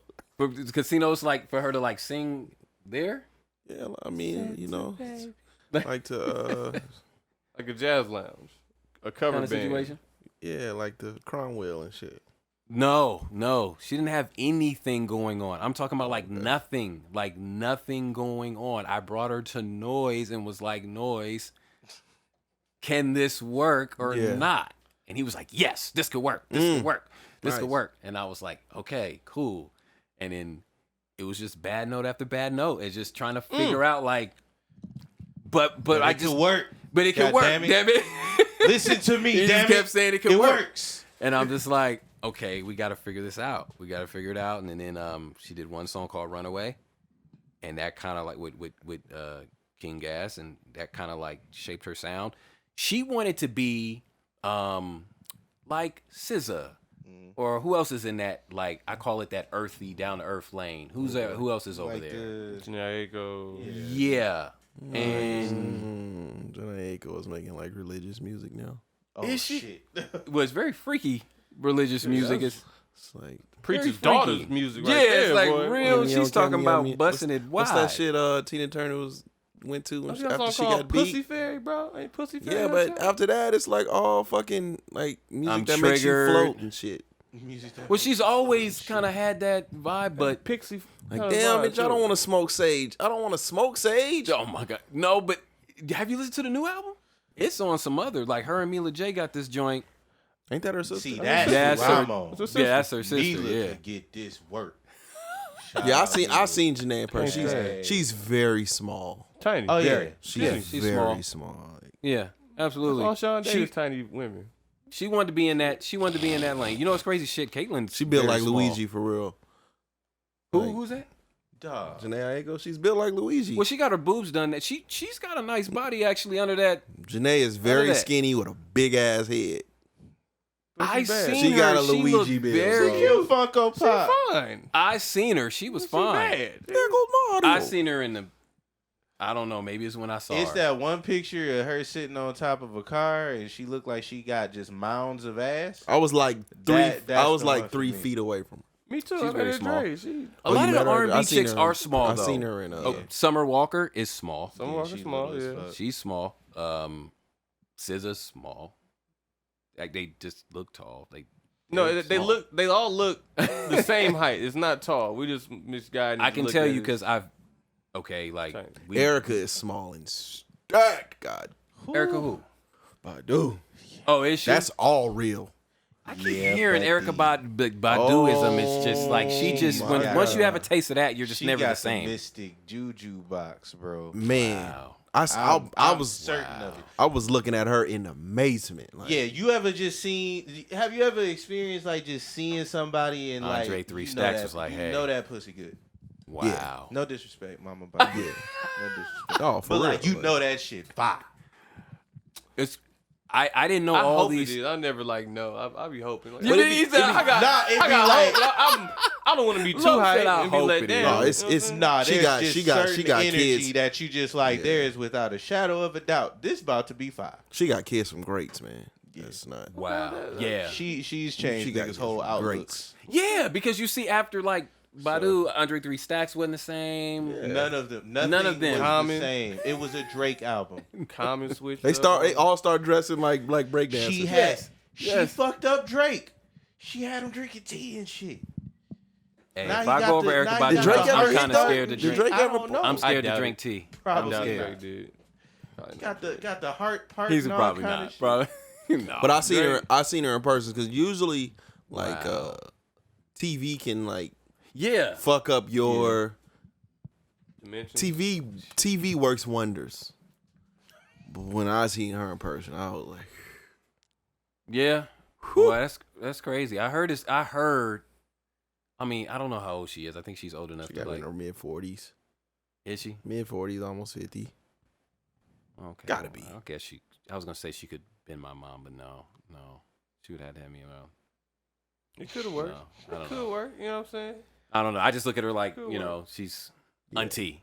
Auntie. You know Auntie. that's Yeah. thick ass auntie. But I mean, Noy I ain't said gonna I'm lie taking with- auntie down. Ashanti, Her- I seen Ashanti too. When Shaka lost Ashanti, all the Ashanti built weight, up. I was like, shit. Ashanti was built up. Jonty Bill. Yeah. like that's Ashanti- what you Ashanti see. tough. What you see on the Carrie Instagrams. Hilson, She's built like she that. really Carrie looks Hilson. how like she Carrie looks Hilson is very pretty. in real life. In Like real life. she's gorgeous. finer in real life. Yeah. Yeah. than Yeah. But on we know TV. what ruined her career though. You don't go after the Beyonce. Oh, Go after the yeah. B, man. I don't say anything about Beyonce ever. That was it. Brooke Valentine was bad. Not no more. Wow. I didn't think he was From gonna Love and go Hip that Hop? route. Yeah, I don't know where he just came out of nowhere. to, Like Brooke Valentine. was I'm thinking there. about all the R&B chicks at that time. Shout out to the Tiara to the new girls, Haley and Chloe. You know what I'm saying? They doing Whoa. their thing. Yes, sir. Yes, sir. Listen. Yes, sir. I don't know about. I don't. Whoa. I don't even. Who? But I'm just playing. I don't even pay attention to the Halle. But Chloe. Chloe for sure busting it down. Chloe make it do the do. But they had her crying on TV on the She's- Instagram today and shit. Though. Why? Just they was talking clowning her about how. Drake followed her. Did you No, see she was that talking one? about like about. I guess she on there thirsting and shit. There's some weirdo shit. Man, let that You know, it's all young the lady. tongue- That's a truck- grown ass woman. Tonka truck 22. bill bitches. At man. first, I was Hey, like, "Yo, aren't they kids?" And they're like, "Oh, they're 22 years old." I'm like, "Oh, okay. Well, you're grown. You're grown go now. ahead and Grown. go ahead and bust it." Shout out grown Erica now. Banks. Go ahead and bust it. And I mean, let's be real.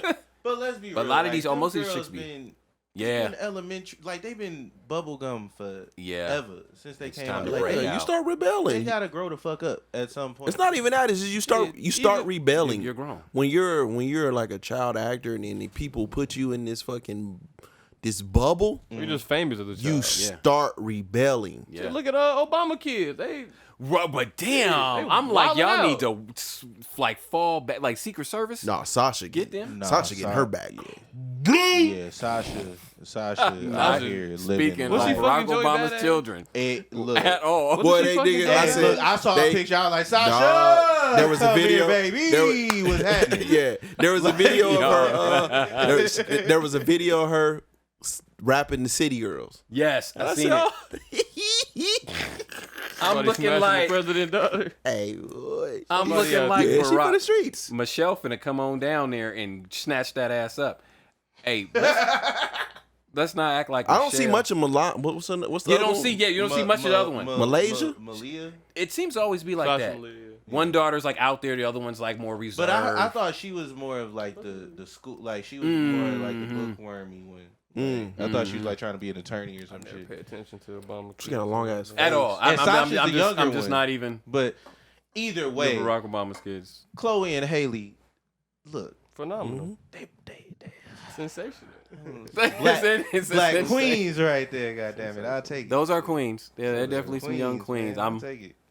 Beyonce picked them. Good. Where they from? I don't know. I Atlanta. have no LA. clue. Atlanta. Atlanta. Oh, Atlanta. Of course. Okay. All right. Well, shit. course. Shout out to them. I don't know how we got there, but we got there. Oh, I Hey, was I'm talking there, about. man. I I seen think that. I was talking about how She done Caitlyn wanted to be. When she did the Super bust, I down to earth. said, "Woo!" You seen it? Her, The bust like it? the whole thigh. I was like, wow. Yeah, I seen the bust it, and Busted then the she did silhouette. the silhouette joint. I said, Yeah, "Okay, I she didn't see got that me." Yet. I didn't see And that. I then don't know the if I wanna burning see of that. the sage. I said, "Yep." What is it with the Maya, women that peace burn out. sage? Witchcraft. They're turning into aphrodisiac, but it's more so like Yeah, people. you're cleansing, but yeah, because they're trying to turn it into aphrodisiac, which is People- cool. It's people like would- incense. It's like, oh. I mean, we people burned use it at my house. I anything just to get some ass, but realistically, all No, the for real. all the toxic hoes do for it real, now. yeah, no, like, but I know some women that are really into that shit, mm-hmm. and I like because I burn sage in here. Yeah, Yeah. I got some in every It's bathroom. genuinely about cleansing the energy in the room. Mm-hmm. But you got a lot of motherfuckers that like a lot of these girls that shit do it stink, for the too. clout won't even open the fucking window. Yeah. Nah, bitch, I'm choking. And I'm dying. That shit from smoke stank. It's strong and it stank. Bitch, help. Yeah, it's strong. Sage It's very strong and it stinks. You know, but yeah. it is becoming more of a hyped up thing. It's aphrodisiac now. Like you know, they're trying to. Like, oh, he gonna definitely want to tear it down if I burn some sage in this bitch. Really? I never. Sage never encouraged me more. I'm not gonna lie to you. Never has it ever been like, oh, she got sage. Yeah, I never had that. Now I'm enthused. Like, nah. Lo said I'm already there for it. Religious. I'm enthused. Lo said I'm already there to handle a job. I'm discovering. You know what I mean? I'm in between religion. If you're religious, then I can understand why. I'm in between like religion, spiritual, and you know. I appreciate it, but it's never been like an increase for me. I've never been like, damn, sage. I like it here. Like, you know what I mean? Like, I'd have been perfectly fine without sage. That's just me personally. But either way, it's just cleansing. But now you know, the energy you know how the man look, man. When you whole turn, but you know you can't. Bitches started drinking water because it was trendy. Hey, when the hoes turn woke, that ain't the only thing that's woke. Bitches started drinking water because it was trendy. I can't wait on a date with this chick back in the day. I went to Folk Him Long. Y'all ever been there? I love Folk Him Long. And I just said I wanted a glass of water, and she was like, "Ew."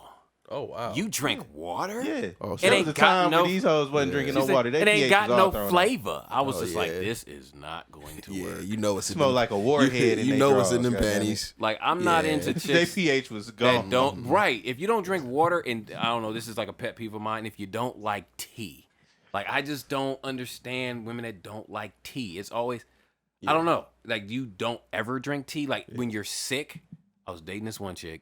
And she was sick, and I was like, I'm gonna make you some tea. She's like, no, I don't like tea. Give me a ginger ale. Yeah, I'm like, what do you mean you don't like tea? I'm like, this is gonna knock all that shit the fuck out, and you gonna fall asleep.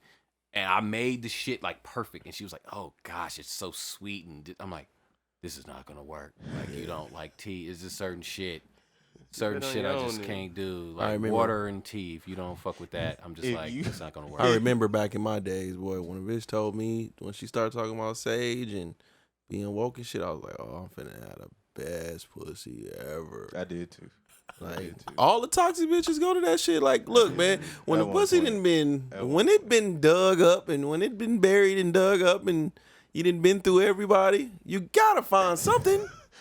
And it be the sage and it be the, you know, the spirituality and shit. But then it be the ones that I've never been through that. All right, so you gotta experience all the nasty ass shit. You gotta experience them both. You gotta experience the ones that's like, the fuck shit with it. Like they not really into it. They just do it to look like they're deeper than what they are. That's what I run into. A lot of these hoes is dense. That's what I run into. A lot of these hoes is not. They don't. But so you experience that, right? Yeah. No, when you deal with a real one. When you deal with a real one, yeah. Like that, like bitch will be saging you, nigga. Like, yeah. Now that I think about it, I never was saged. Ever, right? Yeah. But I'm just half-ass. She was really woke and spiritual, and damn. It hit different. It wasn't into the but first she time, wasn't. The first time I got my balls, massaged while eating fruit was by a woke chick. And food changed my life, yeah. It changed my life. I'm telling you, hey, it's some shit that My baby mama used to do that. It's some shit. It's some shit out there. Why did I say that on It's here? some shit out there, man, that you have yet to look. Shit you ain't it's beyond your understanding. I don't know, because I've always had women that were just flat out porn stars, like absolute 1000% porn stars. Every chick I've ever been with, and even the ones that were like didn't know how to do it, I just taught them, and they learned fast. So I don't really. Nice. I feel it. Why am I saying this? Hey man, you on the Gatekeepers podcast, man? Why? Anything Gatekeepers gonna get me in trouble. What the fuck is going on? Shout out to all the real ones. What the fuck is going on? Shout out to Haley and Chloe and what the fuck was I saying? Oh yeah, we went more commercial. Right. we didn't go. Solid that. We didn't go that sound. So I'll move forward. And what do you think is something that you know? I mean, to bring it back home. You know what I'm saying? So what was your gold plaque, my friend? What do you think is something that artists today are shooting themselves in the foot with? Oh my gosh. I know you'd like that question. I know you like that. Yes. Okay. First thing is not paying attention to the quality of the music. Just not paying, like not going to the studio and saying, "Hey, I need to get this shit mixed and I need to get it mastered before I put it out." Just literally, I get it. There's all kind of new gadgets. You could record a whole song on your phone now, like Yeah. beat everything. You had a fucking song today, a dude from prison. Yes. Oh shit. That was actually hilarious. He was like, "Excuse the mix quality. I'm currently incarcerated." Oh. But this is like the 5th, 6th time this has happened, Ain't nothing else in there to do. and I'm like, "But how do you have a phone? read a book, nigga. How do you have a?" He said, "Read a Oh, book." yeah. How do you have Oh, a yeah. phone? Oh, you'd be Come on, you'd bro. be surprised. Yeah, no. You'd be possible. surprised. Yeah. Oh, no, not yeah, not no, even. of course. It's not just possible. It happens every day now. Like someone's like FaceTiming me, like, "Yo, what up, dog? Yeah, you'd be Is surprised. this Mr. Be Heard?" And I'm like, "Why is my name going around Going through the jail. The jail is Oh, the them Mr. gorillas Be know you, my Heard." nigga. Like, "Hey, bro, I got this record." One dude told me, "I need you to send me the contract." I was like, "There's no contract. It's just an invoice, Yeah. and you just pay it." He was like, "Yeah, I got Cash App." I'm like, "You got Cash App? In jail? Like right now in jail?" He's like, "Yeah." I'm like, "Shit." And go answer you like you supposed to know this shit. Like you Motherfucker, supposed to know duh. this. The nigga FaceTime me. The homie had the shank over here. They was on their own little section. He was like, "Yeah, nigga, just up in here getting it in. I'll be out in like 2 years though." Yeah. Like Not talking actually, to me. Actually, not too long ago, there was he's a cook now, I believe. But not too long ago, he got fired as a CO for smuggling cell phones. Oh, I'm sure I know who that was. In Vegas? Mm-hmm. Oh man, yes. I'm sure I know Yeah. who that was. Because he gave one to it became high profile because he gave one to remember the cat that killed the rapper on the strip. Yeah, Remember they wow, got into yeah. a fight and the car crashed and blew up and shit. Kenny. He gave one to him, and that's when it became high profile. I'm not like. There was one particular cat. I don't know him personally, but he was dating a chick that was friends with a chick I was dating, and he was a CO. And they were telling me like, "Hey, he's all the way with the shit, and he is fucking nuts. He is fucking crazy." And I was actually got into it with him one day for no reason. Yeah. For absolutely no reason. He said that I like disrespected his girl on the gram, which at the time I was dating his girl's friend. So I was like, "What are you talking about?" And the nigga called me flipping. And not only did he call me flipping, he had all my information, like all of it. Like all of it. It was to the point I had to call like some of my legal contacts, like, "Hey man, who is this nigga? Why is he calling me?" And they were like, "Yeah, he has a record of like having problems." I heard problems. So, yeah, could have been him in there with the phones. Shout out to him. Shout out to all the homies. Survive. I mean, we go. good. But anyway, my bad. With the iPhone. So artists, 12 and yeah. that bitch. So the mix, just taking the quality of the music serious, and then also learning the game. Like artists are just not understanding the power they have now. There's so many tools, so much power in Spotify and just direct to consumer Yeah. marketing it changed the game. It changed the game. You do not have to wait for a label. Yes, you need some money to invest into yourself, but it's so much cheaper now than it ever was. Like if you could do something for $200, that's unfucking heard of. You could actually get people to hear your music with Yeah. a $200 budget. No, you may not be as big as Drake tomorrow with $200. If that's the case, we would all be. But you can get the ball rolling. I think artists just not knowing the tools that are like in their hand. Yeah. That's huge. Just not knowing. Just still thinking that I'm gonna make a song and the contract god's gonna fall out of the sky and be like, you're the hottest nigga in the world. Here's a Bentley, here's $1 million. That big booty chick over there, she's yours too. That's you too. Here's a chain, and we're going on tour tomorrow. Just not understanding that there are levels to this shit, and enjoy the ride. Like enjoy having nothing and then having a little bit something and bigger and bigger. Like enjoy that ride because you only blow up once. Mm-hmm. You only blow up once, and rest once is you blow up, maintenance. you gotta stay there. It's all about staying there now. Now the pressure's really the fuck on, because now you gotta stay there. What else? Just not learning the game. Just not knowing. Okay, huge thing that just gives me a headache every day. Right. Yo, I put my song out. Where do I get paid? When do I get paid? Whoa. Let me get this right. Nigga, if you were trying to work at McDonald's, what's the first thing you ask? Like, how much do I get paid? And when do I get paid? So this is what you want your career to be, right? You're not just doing this for one song. You want a music career. You should know how you get paid, when you get paid. I signed up with DistroKid. They promote my shit, right? No, they don't, nigga. They put that shit up on all the platforms, and that's all they do. It's up to you to let people know that it's there. But every time someone streams it, DistroKid is going to give you that money. Right. After they take their cut. Right. Well, DistroKid takes no money. Oh, okay. DistroKid gives you 100% of your mechanical royalties. They just take that yearly fee that you have to pay and that extra subscription. Do you on a music level, right? So I know we got to the kind of the pushing it and so forth on DSPs, right? But since we all been doing this, right? Since we all been doing this, and I'm starting to feel like grassroots artists. I'm gonna call them grassroots for right now. I'm starting to feel like grassroots artists with big entourages are the ones that fail the fastest. We're big on just because they got to take care of. Because one,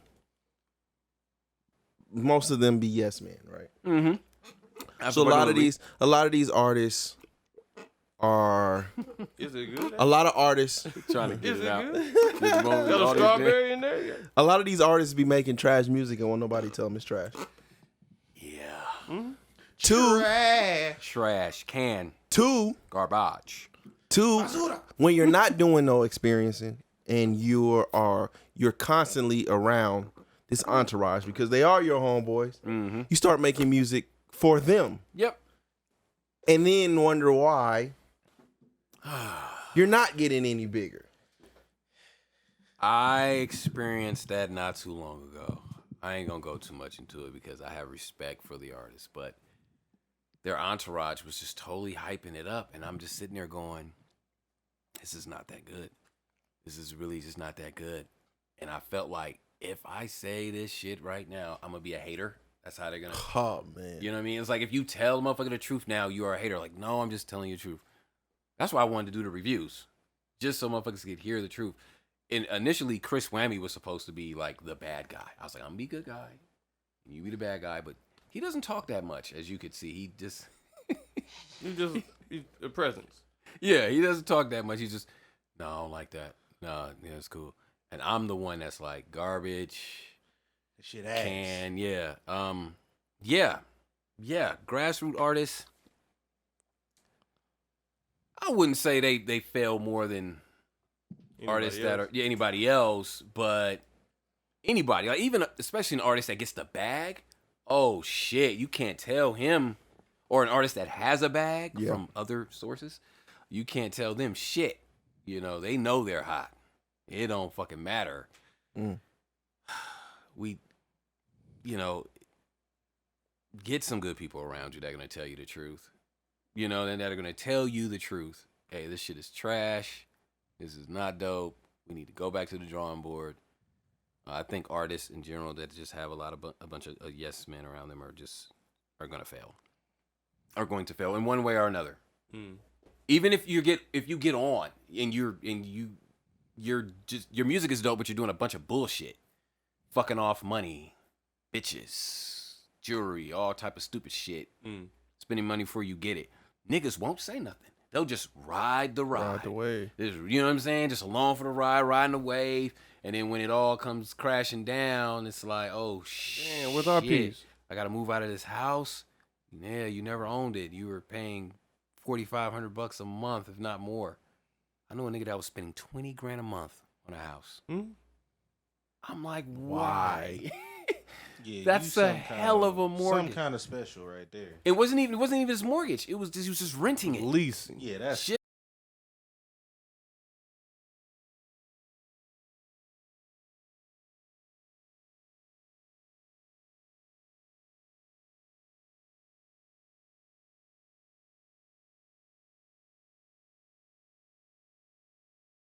Like really some you cheap fucking shit. serious? But what it is they'll charge you first, second, last month, and a $15,000 deductible. Wow. You know what I'm saying? Like, What the because fuck? they're gonna keep that because you don't and then you trash still the gotta house. have the insurance, right? Yeah, Like you the gotta have all that big shit. insurance Yeah, policy. but still, I mean, they're taking money out there just to live.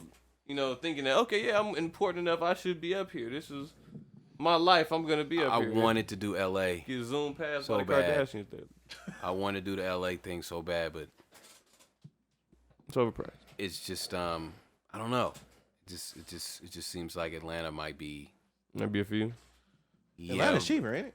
Yeah, hell yeah. Hell yeah. Like, Atlanta the has South? very like comparable prices to here. Oh, okay, yeah. To here, but I keep hearing all these carjackings and Yeah. that's what's turning me off about the city right now. No, shout out to Atlanta. I posted this on my gram this morning. I was like, yo, I moved out of my condo in Summerlin to move to Atlanta. We just ended up not doing it because it was a lot of protests, riots, COVID, and we're like, fuck it, we're gonna stay here. Yeah. But then now with all the like people are just breaking in to break in. Oh my. I know a record exec. Shout out to my guy Daniel, super cool dude, super cool dude. He was at 300, but he's indie now, works records. Like he is the man. He's him and Chris Wemby do a lot of business. But anyway, he's got a nice truck, and they just smashed up his truck the other night. Didn't steal shit, just broke all the windows. In Atlanta? Yeah, just I think it's called bipping, is what I was being told, where you just there's some kind of I don't know. Somebody had to my brother. He got a Jaguar. Oh, man, that was heartbreaking. And yeah, no. That was heartbreaking. You know, he's got like a he worked like early in the morning, like construction and shit. Mm-hmm. And he was going to he either pulled up at the gas station in the morning or run in, grab, you know, coffee or some tea or whatever. Cool, whatever. He just got out. He didn't turn his car off because he's got the keys to where like you Right. know fob or whatever. And so they you get too far away, whatever. But he locks the door before he leaves or whatever. Yeah. So he got out the car, put his phone in his pocket, walked in the store. Before he could even hit the lock, but he didn't even look back. Before he hit the lock button, they already had their hand in his damn car, and they drove off with the shit 'cause it's still running. So it's not gonna cut off in the middle of riding, But if it gets too far, it'll cut off down the street. it did. It took like 3 miles though to get fucking far away from the Wow. shit. So they ended up doing that, total his shit, put the wrong gas in his shit, blues engine. Jaguar dead. Yeah. Oh my gosh. There was something I was being told by one Same of the thing happened to homies. Luda, I think, just recently. I Yeah. believe. Yep. He went to the ATM, they say, Right. and then somebody just jumped in his car and drove off.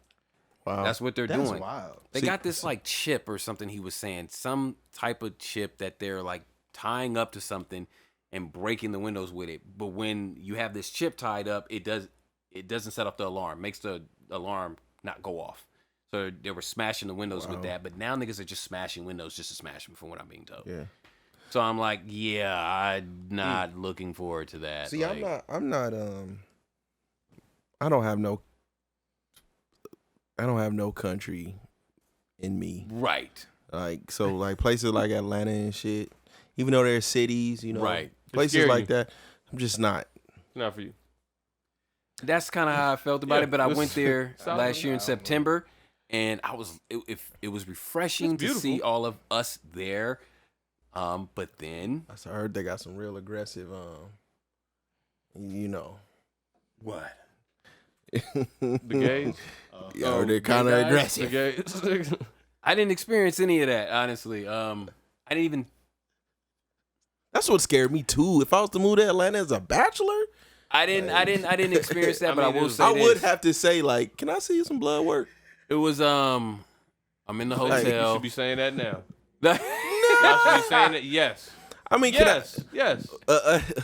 Oh my You're not God. dating out there like that. STD Yes. STD test is not the same as can I see some I need blood that work? too. Yeah, I need that too. I need the Yes. blood work. I need that too. Look, I yes. need the blood. Yeah. I can live with the chlamydia. That's just Bro, Not, Hold up. Take it- whoa. take it from hold up. somebody I who's- can- That's 10 days, fam. That's 10 days. I can live with the chlamydia. That's 10 days. I don't necessarily would ever want Shit the is smoking not gun. good. I don't want the smoking gun, but it's something that Hear me out. From a man who's currently dating, you have to ask that these days. Like, normalize asking that. I need to Your see blood all test? that. I need all that. To make sure you're actually a girl? To make sure you're actually a woman. no, Make sure the blood test is for the HIV. Oh, I need- well, I yeah. need- Okay, yeah. I need I just say AIDS pictures. test. I need birth certificates. I need STD tests. I need your COVID tests. I need Your co- oh God, like I need to see your medicine cabinet, maybe. Like Yeah, I just need to see the blood Some work. of that. Everything else I can live with. I didn't experience that, but I did experience like us, meaning like black folk. Black folks. black excellence, and then I experienced the ratchetness. Yeah, Nice. You know what I mean? And that's when I was like, oh, go down the other side of that railroad track. you know what? I ain't Baby. even driving. It was literally like, To the blood. dude at the hotel was super dope. He was, the hospitality was amazing. Of course. And then I'm asleep and I just keep hearing, what the fuck, Cardi B and Megan Thee Stallion's record. What the fuck is The that WAP? record? WAP, yes. And I was like, why do I keep hearing this song outside the door? Next thing I know, I heard, yes, bitch, yes, Oh, get it, man, bitch. yeah. And I looked through the peephole like, there's a twerkathon happening right outside of my door. Yeah. And so I had to be that guy. I fuck it, I'm not ashamed. I fucking called downstairs, you damn right. I fucking did. I called downstairs because it lasted for a while, and I was like, hey, listen, I was like, usually I wouldn't do this. But wifey had a surgery. That's why we're in town. Like, Yeah. she's asleep. Please, I cannot have her wake up. When she wakes up, she has a tube in her chest. She's going to be in a shit ton of pain. Please. By the time he came up, they were gone. But they came back stronger than ever. And not only did that room come out, With it the was vengeance. like with the room down the hall, and they were Damn. just all out there doing this Stomping shit. the yard in the. And I was like, I said, bruh, there's some lands. Remember I was telling you there's some lands in the hallway. And he was like, some fans? And I was like, nah, just listen to me. Lands. Can you please get the lands? They're doing Loud-ass niggas. yes. And he was like, what? And I was like, loud ass niggas. He was like, bruh, that was such a good one. I'm gonna use that shit. He came up, hey, excuse me. He's like, you guys do this again, I'm gonna have to kick you out the hotel. They didn't make noise the whole entire time, but it was just like, okay, wait a minute, y'all right outside the door, y'all filming this shit now. I heard the door from down the hall open, bitches ran down, they start twerking. Another thing that I found out in Atlanta that I saw was parking lot kicking it, not pimping, not parking lot pimping, just chilling in the parking lot of a hotel. Like, I was trying to figure out like what the fuck was going That's on. like the car meetup spot. They be The Friday, meet up there with it was their just slabs. random cars parked in different spots. Niggas just smoking in the car, drinking in the car, playing music in the car, and then Now that's illegal. You can't drink. They were and just- drive. That's illegal. they were just kicking it. Yeah. And I'm like, are they going to the club or coming after? He was like, nah, they actually This like, is it. that's it. Like, That's the just spot. pull up, and then this car will pull up, and then they'll talk and play music, and then I'm like, what the fuck is that? Yeah. Like, we're not parking lot kicking it. Like, this is weird. Like, It's the event. this is the event. We got dressed for this. Wow. Got dressed for this to come to the hotel. Meet my niggas at the parking lot. They didn't even have a room there. They just, I was like, well, do they have a room upstairs? They gonna have a hotel party? Like, nah. They gonna just park out here, smoke, Try to sell some weed to guests if they come in and out. and they gonna leave in like a couple hours. Yeah. By 2:00, the city was dead. Me Well, and- at least where I was at. me and wifey used to talk all the time about I don't know what there's a fascination our community has with the South, right? But so when me and wifey used to talk and shit, and we used to be like, yeah, you know what I'm saying, we're gonna move to when we retire, we're gonna move to like to Houston. That was and then the floods happened, and it's like, ain't no fucking way. Keep that shit. Right? And then it wasn't until I went to New Orleans.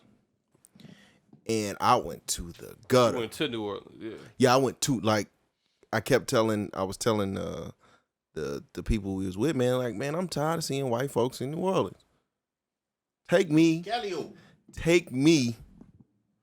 to where my folks at. To the lower ninth. Let me tell you something. Different. That was some shit that we was in the French Quarter, and then we drove a little bit, and then we drove a little bit, just a little bit more, and the shit changes like that, right? Next thing I know, we are under an underpass. And like in the movies, I'll never fucking forget it. Like in the movies, you know how they used to light the trash cans up and shit? Yeah. The fire be coming out of the little aluminum trash can, shit like that. These folks are driving around a bus. Our people driving around in a bus, right? So we see them at the store, and I'm like, I know I'm not tripping, right? Driving around a bus. So they make a left turn. Before we get there, they make a left turn. So when we get to where they made a left at, the buses are like, there's two buses, and they're like this, facing each other. Mm-hmm. And they're like twerking on top of the buses and blasting the music. I was like, what? With fire coming out of trash. The fuck? It was like some purge shit. And then so we finally get to the spot, right? We finally get to the spot to where we going. It was just like this hole in the wall like club. Right? It was like an all white party. None of us had white on. And we pull up. And at this point, nigga, I am terrified. There's not too many things I'm scared of. Right. I was genuinely, there is no street lights. Whoa. Just a bunch of niggas outside. This is a for real hole in the wall. I am terrified. Like, we were where it kind of got abandoned. Like, a lot of people left after Katrina. You can still see the watermarks, all that shit. Right? So we pull up. We're in the middle of the street. Obviously, our Uber drivers from New Orleans, you know, they're not scared of anything. We're in the middle. He know he about to get out and We're go. in the middle of the fucking street. There is no way I'm getting out of this fucking van. Right? There is no way. So I'm in the back. I'm all the way in the back, and we're sitting in the street. And I'm pleading to my homeboy, like, please open this door and say hi. Say something. Please, so they would know, like, we ain't here to, like, let off on them or some shit. We're in the street. And at this point, everybody's surrounding the fucking van. So I was like, please just get us out of here. They take me back to the white folks. Oh man, that was probably the scariest I have ever been. And he finally opened the window and he's like, what's up, my man? Do we have to have on all white? And he was like, yeah. And I knew then. I was like, yeah, it's time to go ahead and take me back. Hey, that's a smooth way to get out there. Hey, right. Have on all white. Take me back, man. And I was fucking terrified. But after that, man, and then like all the fucking all the, you know, it's almost like paraphernalia, like all the slave paraphernalia, like, you know, that shit type of shit. I really wasn't. I'm like, I'm all right, I'm cool. And then, you know, if you sit, and then when it comes to like the big towns like LA, New York and shit like this, right? I think because we come from our city isn't big, but because of the strip, if you sit in front of the strip for about 5 minutes, man, you'll see so many broken hearts walking out of them fucking hotels. Oh, yeah. And that's how I look at like a New York or a LA. Like, I know people go there because they have big dreams. Yeah. But man, them cities swallow fucking people whole. Oh, yeah. I know they do. Absolutely. The thing about the South is, though, it's majority of people there are black people, right? And when you make black music, I mean, they do Okay, so when I'm in Atlanta, dude straight up told me, he's like, we do everything to rap here. We wake up to it. We try to work. We listen to it at work. When I'm with my chick, I'm listening to rap music. When I'm fucking, I'm listening to rap music. When we cooking, I'm eating the rap. I'm listening to rap. I'm like, shit. And the thing that really made me want to go there, or move there, was how much they fucking love R&B.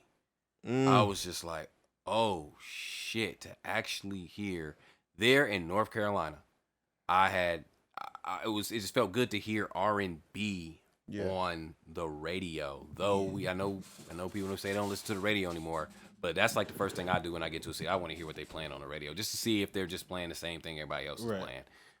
It just felt good to actually hear some R&B. I remember when who was that? Ella May, Boot Up, was trying to go #1 like Cardi B, Bodak Yellow. People forget how old Boot Up was. Yeah, it was like 3 years old, and it was on one of her EPs, and then they just I don't know what made them say let's go with this one and actually push it as a single, but it couldn't go #1 because there wasn't enough stations.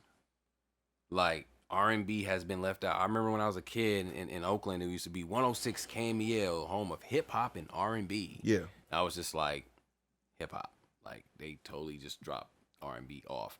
So to actually be somewhere and hear people like appreciate R&B, I was like, yo, this is where I want to be.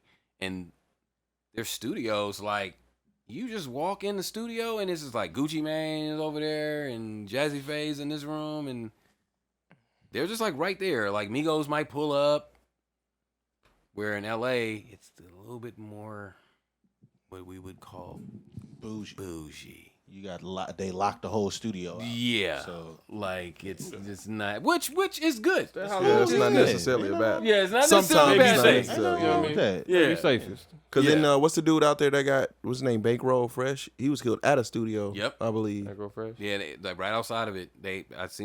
Unfortunately, I seen the footage on YouTube. But yeah, but one thing about Atlanta, everybody got a gun. Everybody got a gun, and you can like wear it on some cowboy shit. Like you can have it outside of you. You know, like you can have an AK like on your back. I don't know. It's like it makes sense career wise. It makes sense career wise. There we go. And property is cheap there Very too. cheap. You can get land, my nigga. land. And that's what I was looking at. Like, yo, this house is $275,000. We're gonna get this whole backyard. Like, this is the backyard. My dad just bought land out in Alabama, like right next door to it. Like for the low, and this shit. That's where my family's from. Huge. See, that's what I'm saying. Low. So, but yeah. Yeah, my partner, he went to T.I.'s museum and shit. And when you think of a museum, like, you know, he's like, man, that shit in the motherfucking trap. That shit in the hood. Is it really? Trap museum? Yeah. I didn't figure it was going in the trap though. Yeah, that's all Atlanta is, a trap. It's He says all. I mean, like, big ass if you trap. being real, like you never too far removed. All right, so when we get off the plane, we booked a hotel a whole like 3-4 weeks, you know, before we got there. Bruh. Soon as we get there, I'm like, this ain't gonna work. This ain't gonna work. Wifey's like, what? I'm like, you're not seeing what I'm seeing. You're just seeing trees and it's dark and I'm see the shit. So as soon as we get there, I said, please, I'm coming around the rental car. I see niggas outside smoking weed. Oh. Right?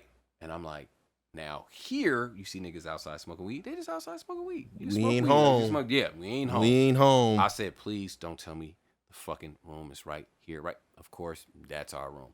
So we getting out. I said, leave your bag in the car. She's like, why? I'm like, just leave your bag in the car. I'm not gonna leave my bag in the car. You're being. She takes her bag out. So I take my suitcase out. Niggas is like this. Yeah. I'm like, oh god, this ain't gonna work. This ain't gonna work. Get in the room. The room on the internet looked fucking fabulous. Upstairs, downstairs, the whole shit. We get in. First thing I notice, big ass hole in the wall. I'm like, fucking K. Second thing I noticed. We got Airbnb at a hotel. This was a hotel, Okay. not even Airbnb. Okay. This was a hotel. Like, you can go to hotels.com or whatever. Second thing I noticed, big ass footprint in the door. So I kicked that Hilarious. motherfucker in. Left in the door. The top lock that you fold like this, Right. that shit was knocked the fuck off. Oh, man. I was like, That's why the room was so cheap. no. You know what? It was like $100 a day. I was like, but it was like upstairs, loft, upstairs, downstairs, this whole shit they sold us on. They get you at that extra loft in the fucking. I was like, this shit ain't gonna work. So, called the front desk. They said, don't worry, we'll move you to another room. I'm like, okay, I want another room. I kind of want to be on the other side where they don't see me get out of the fucking car. No, moves us to the room right next door to that shit. Like literally, this door here, this door right here. Yeah. It's an upgraded room though. No, Nigga. But Roaches, carpet ripped up. They had a table in the kitchen, and it was like fabric like this, like this couch. Stains all over that bitch. The fucking blunt holes, cigarette holes. Who has a fabric table? That's No, the chairs. The chairs had okay. this The table on was it. fabric. Yeah, I'm like, yeah, right. That would fabric table. The chairs, the couch was like this. Oh, I mean, terrible. I go upstairs to where we're supposed to sleep. Big ass hole, like they just. I don't even what it was. Just like they just ripped down the sheetrock, like rip just. And I was thinking, what the fuck is like? Why would you rip it? Like they cut in and just ripped it. It was just hanging. I'm like, how could you miss this? I just went right back to the office. Like, hey, bruh, as we're leaving, niggas is outside playing music now. I'm hearing two chicks get into it. Nigga arguing with them. Another car just pulled up. I was like, refund. Right the fuck now. They were like, it's going to take us, it was like $1,700.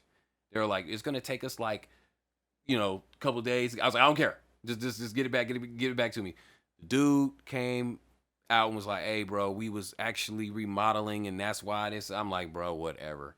I'm going to, I Googled like, rich part of Atlanta. And rich part of Atlanta. And it was like, I forgot the name of the fucking city, the little part, but Buckhead. No, it wasn't that. It was something else.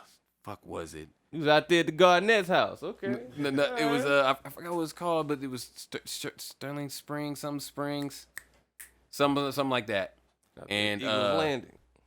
I knew it was totally different when I got there because when I was driving there, I started seeing shit like vegan restaurant, deer, and I was like, oh, like little coffee joints and whatever. And I was like, oh yeah, we're in a totally different part of town. And got there, boom, wasn't nobody hanging outside at that motherfucker. It was quiet as shit. I was like, yep, right here. And luckily, as soon as we got there, my phone was like, ding, and they refunded the money. I was like, thank you, God. But yeah.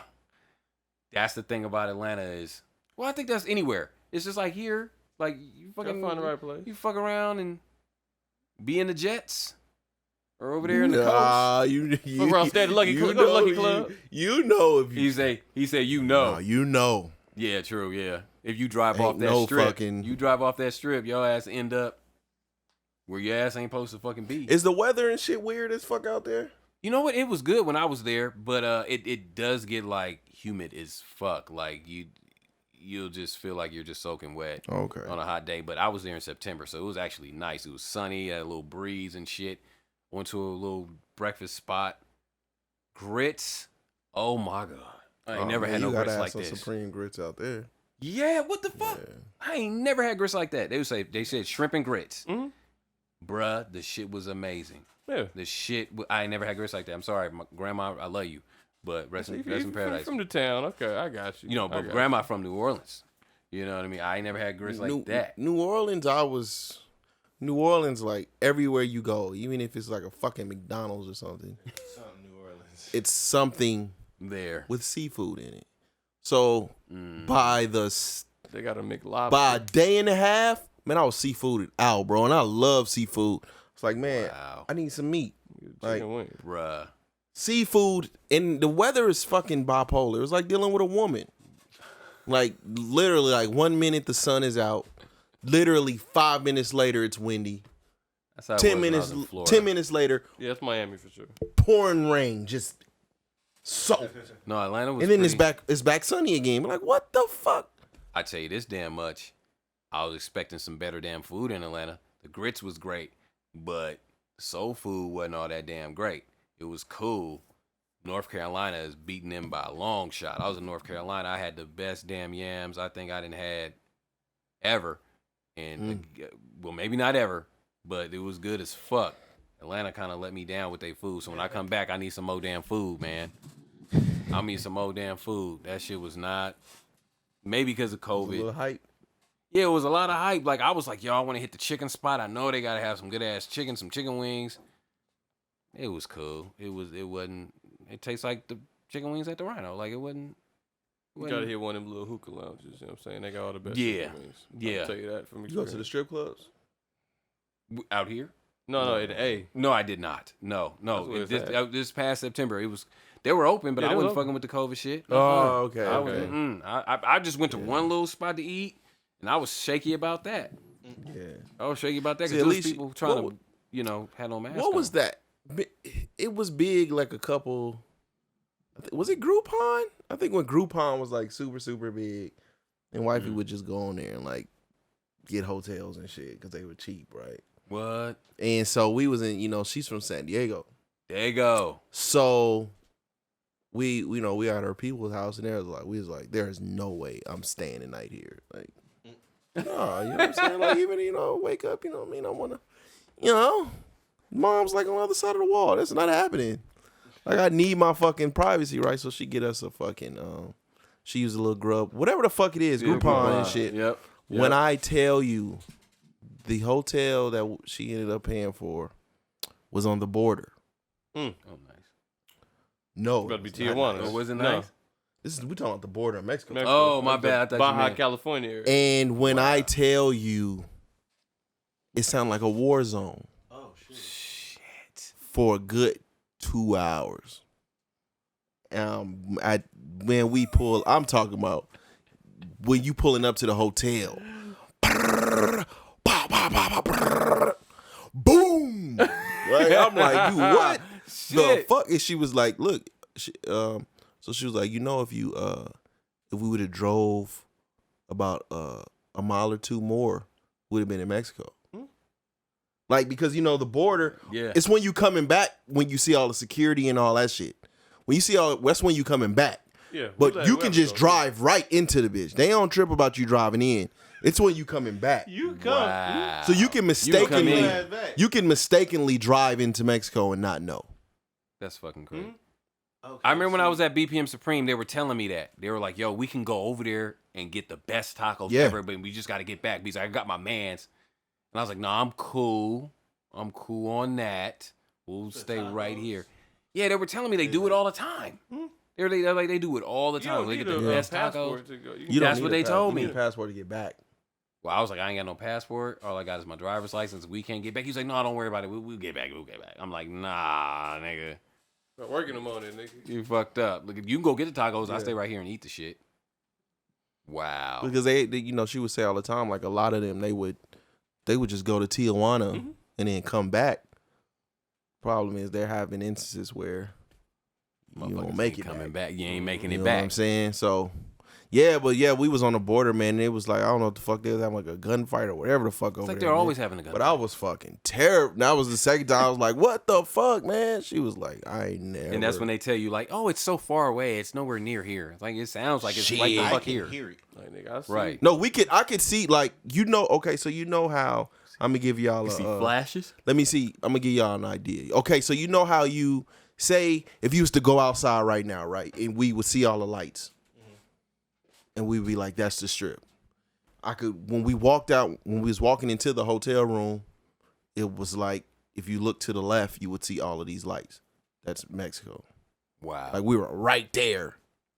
She's like, yeah, we I've were. always thought Mexico's so beautiful, though, and it's a great place. Some for vacation. places. Yeah, it's just stay in them good places. Don't travel too far off the Right, off the resort. off the resort, off the beaten path. Well, you a know what I'm nigga saying? killed me and I don't know what he's saying. Oh, man. Yeah, that That's the fucked up part. To get back to the music, though, I wanted to know from Noise, since you're a producer,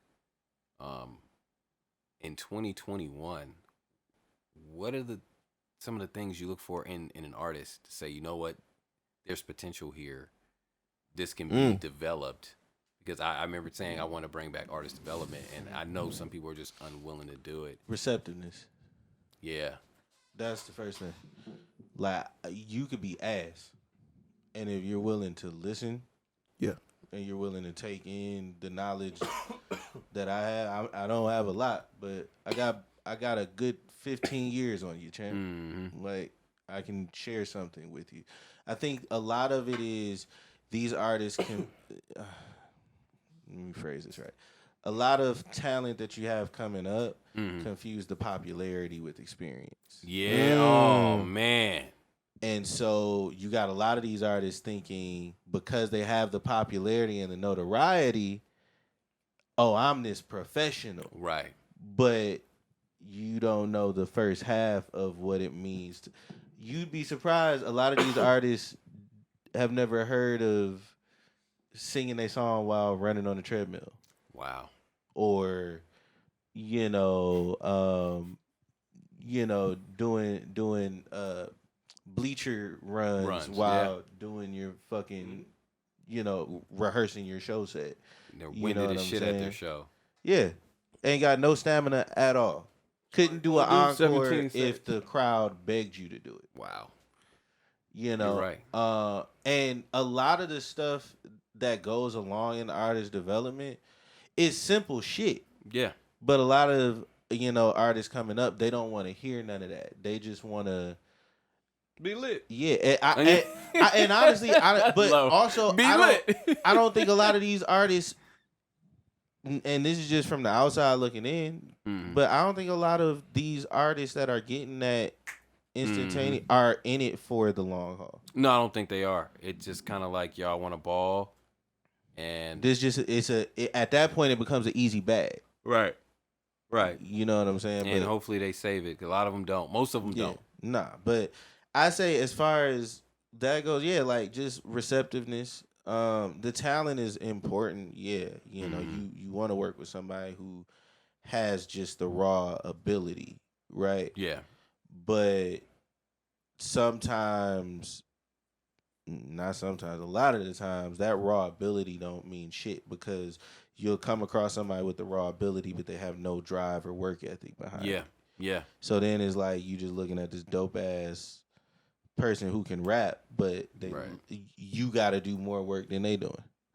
I also see some artists trying to do everything themselves, and I get it. Like in the beginning, you have to, like a lot of times, but I see some artists trying to wear too many hats at one time. Sometimes I understand, like making your own beats, recording yourself.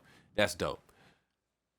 Sometimes you gotta let the mixing engineer mix. Yeah, You gotta let you know what I I mean? think it's too. I also got to give a pat on the back to those artists because I think it is important to know everything a little bit. You know what I mean? At least, so at you least know enough. somebody's not bullshitting you. Yeah. That and plus, you know the terminology to create your vision. You know what I'm saying? Hey, maybe a little more. This may be in the realm, and maybe it's not this. Maybe it's something close to this. But I know what you're talking about. Sure, we can. Yeah. I at least get a hunch. Like, I speak broken English. Cool. I can pick up what you're saying. We can get you to the fucking hotel. It's like I follow Jay Morrison. Yeah. I don't know if y'all follow him. Shout out to him. He was saying, "Look, guys, I know how, credit. Like he's like, I'm the credit guy, I'm not the credit guy. I'm the real estate guy. But I know the basics of how like credit is supposed to work. Does that make me the credit guy? No. But I just know how I understand enough to have a conversation about it. Yeah. I do realize though a lot of artists hit me up and they're like, "How are you a promoter, bro? You only have 7,000 followers on the gram." And I'm like, you guys have to understand that there is a whole world of business that happens off of the fucking gram. Like, I can name A&Rs, VPs of urban radio at Warner Brothers. Shout out to my guy, Wilt Wallace. And he does not have 1 million followers. I think he's got a handful, a couple thousand. Yeah. But he runs urban music division at Warner Brothers. So, like, that new Sweetie record, like, that's him working that record. And he can change your life if he wants to.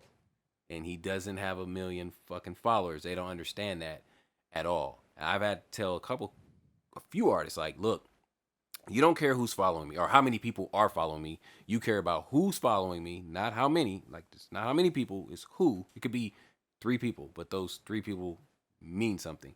Yeah. You also care about who's just going to answer my phone call or answer my email. That's not going to happen on the gram.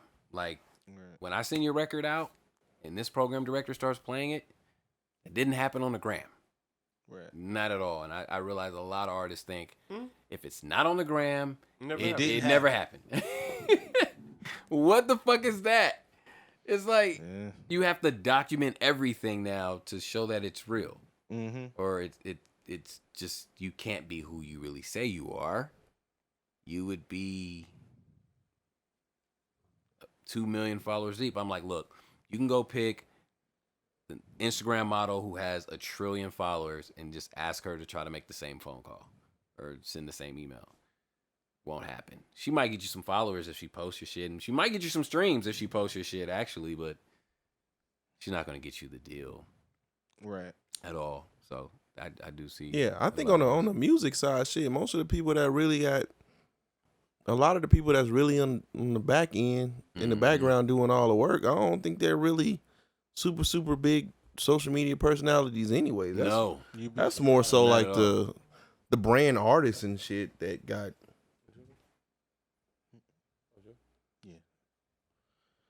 Go ahead. Oh no, shit! I Right, I was like, "What's going on?" Majority of the time, I don't know what the fuck he was doing, man. I thought his phone was my phone. Yeah, most of the time it's the brand artist that got the. Yeah, you know, absolutely. That's why I told the artist, I'm like, listen, you want them, you need the 1 million followers, right. not me. I just need those 100 people that I know that are in place to make some shit happen the way I need it to happen. You don't need. They do not. I mean, this one cat was arguing with me for a day. Like, bro, it doesn't make any sense. One guy today asked me, "Okay, cool. So I won last week. Why haven't I seen any posts on your gram?" I'm like, I'm not promoting your music on the gram. I'm like, when's the last time you checked your Spotify? How do you do that? Which brings me to this. This is why I am starting this new program. It's called We Are Music Business. Shit's gonna roll out sometime next week. For the initial group, it's only gonna be $20 a month. You're gonna get 1 free consultation with me and Chris Whammy every month. You're gonna be in every single music review with no submission. You're gonna be in the music reviews that don't happen on Instagram Live. Like, we're gonna go live on the platform within the program, where you're gonna win shit that we would never give out on IG, right? You're going to have all access to, like, I think I'm going to start it off with 10 lessons of how publishing works, royalties works, what set up, sound exchange, song trust, the basic shit, and then go from there.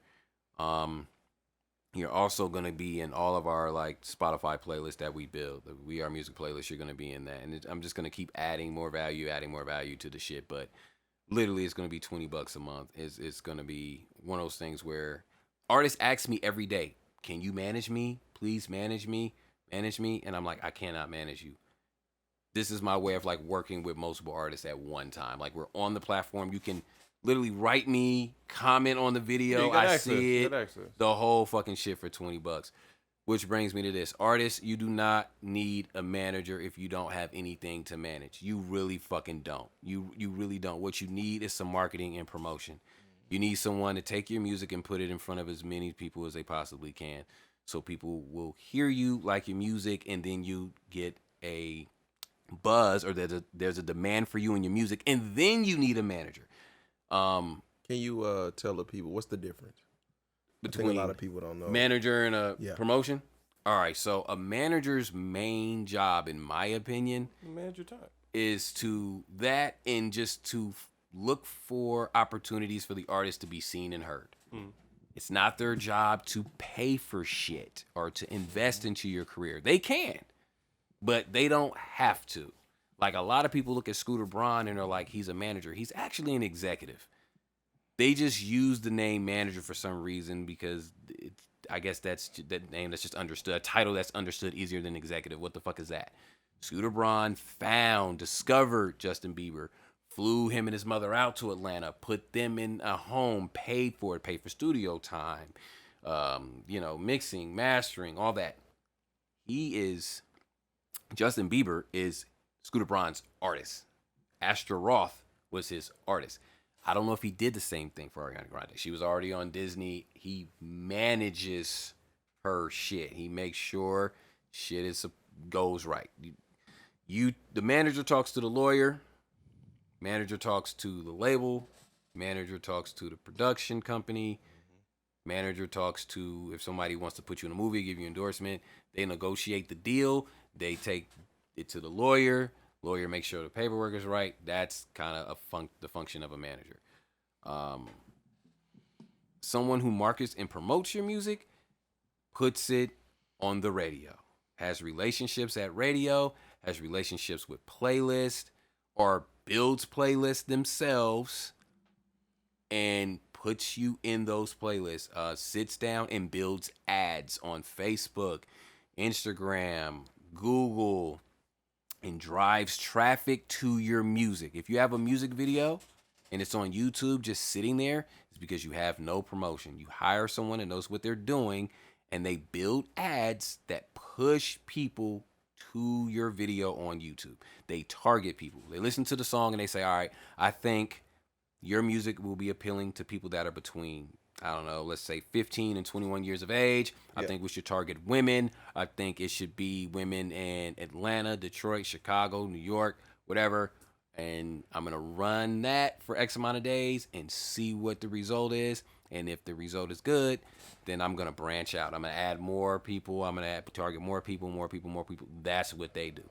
A manager calls the guy or gal that does the marketing and promotion for the most part. Some of them may be able to do it themselves, but a manager is like, yo, I know who can do this. Their job is to facilitate your needs. They're the producer of the business. Yes. There you go. Yes. There you go. They know who to call. Like, hey, I manage this artist. You're dope. I know a dope ass producer. His name is Noise. I'm going to call him. I'm going to book the studio time. He has the perfect sound for your shit. I'm going to connect those dots. You know what I mean? That's at least the way I see a manager. Yeah. Versus a promoter who's like, their job is to do nothing but make sure people hear your shit. That's it. All right. That's it. Now, then there's like, the mix up between investor and manager. There's a total mix up with that shit. It's like a manager does not have to spend money on you, like at all. He or she could say, look, I need fucking 10 grand so I can give it to this person, that person, that person, that person. Artists. In 2021, you are the CEO of your label. Like, that's really most artists that are independent. They buy their beats. They pay for their studio time. You just need to file an LLC and make sure when you're purchasing things that it is in your company's name. Yeah. But that also goes back to they got to know the business. Exactly. Because a lot of these cats don't understand that. You can say that, yes, but I they know. don't understand that as an independent artist, you have to operate as if you are running your own label. Absolutely. Like if you just by yourself, you're unsigned, you're not with anything, and Right. you just an artist that's buying beats off BeatStars, going to the studio. Right. If you want to progress beyond that, you have to operate and look at yourself as an independent label. Right. I tell people this is you are a music business. You Right. are actually a music business. You're not just a rapper.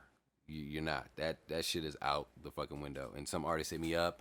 This one cat told me, he said, I don't want to do that. I just want to sign to a label and I want to rep the label to the death of me.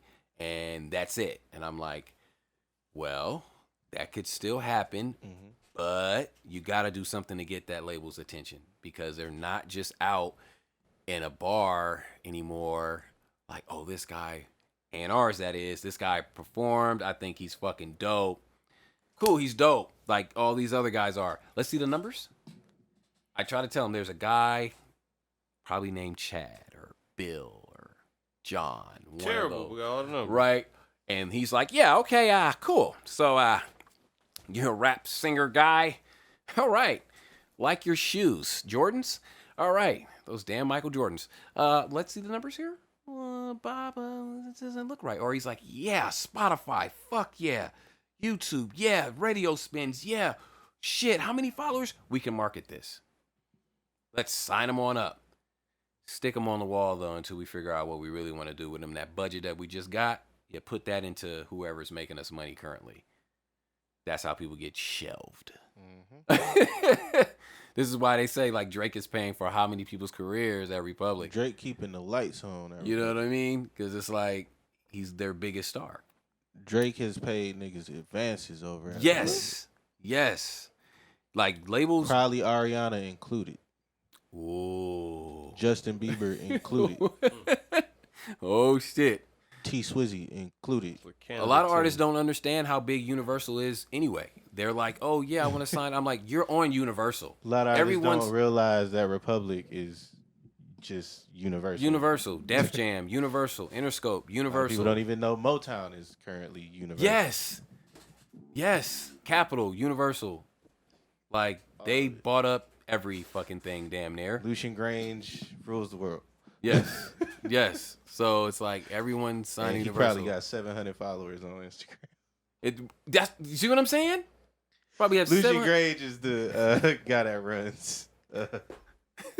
Big dog. Yeah. I just thought that was funny because, like, real shit. Yeah. You literally, like, how we used to look at Leor Cohen. Mm-hmm. Like, you literally are that dude. Yeah.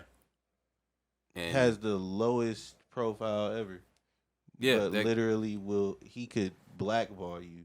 Yep. To where you couldn't even do stand up if you wanted to.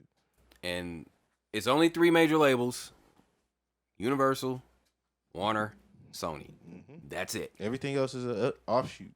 Everything. And I'm telling artists that, and they're like, "What the fuck are you talking about, bro? What about Cash Money?" And I'm like, "Cash offshoot Money of Republic, right? They're under Universal, and they're an indie. They just are an indie that made a shit ton of money and came in the game with a shit ton of money. Yeah. So, you guys hear about Summer Walker's new label?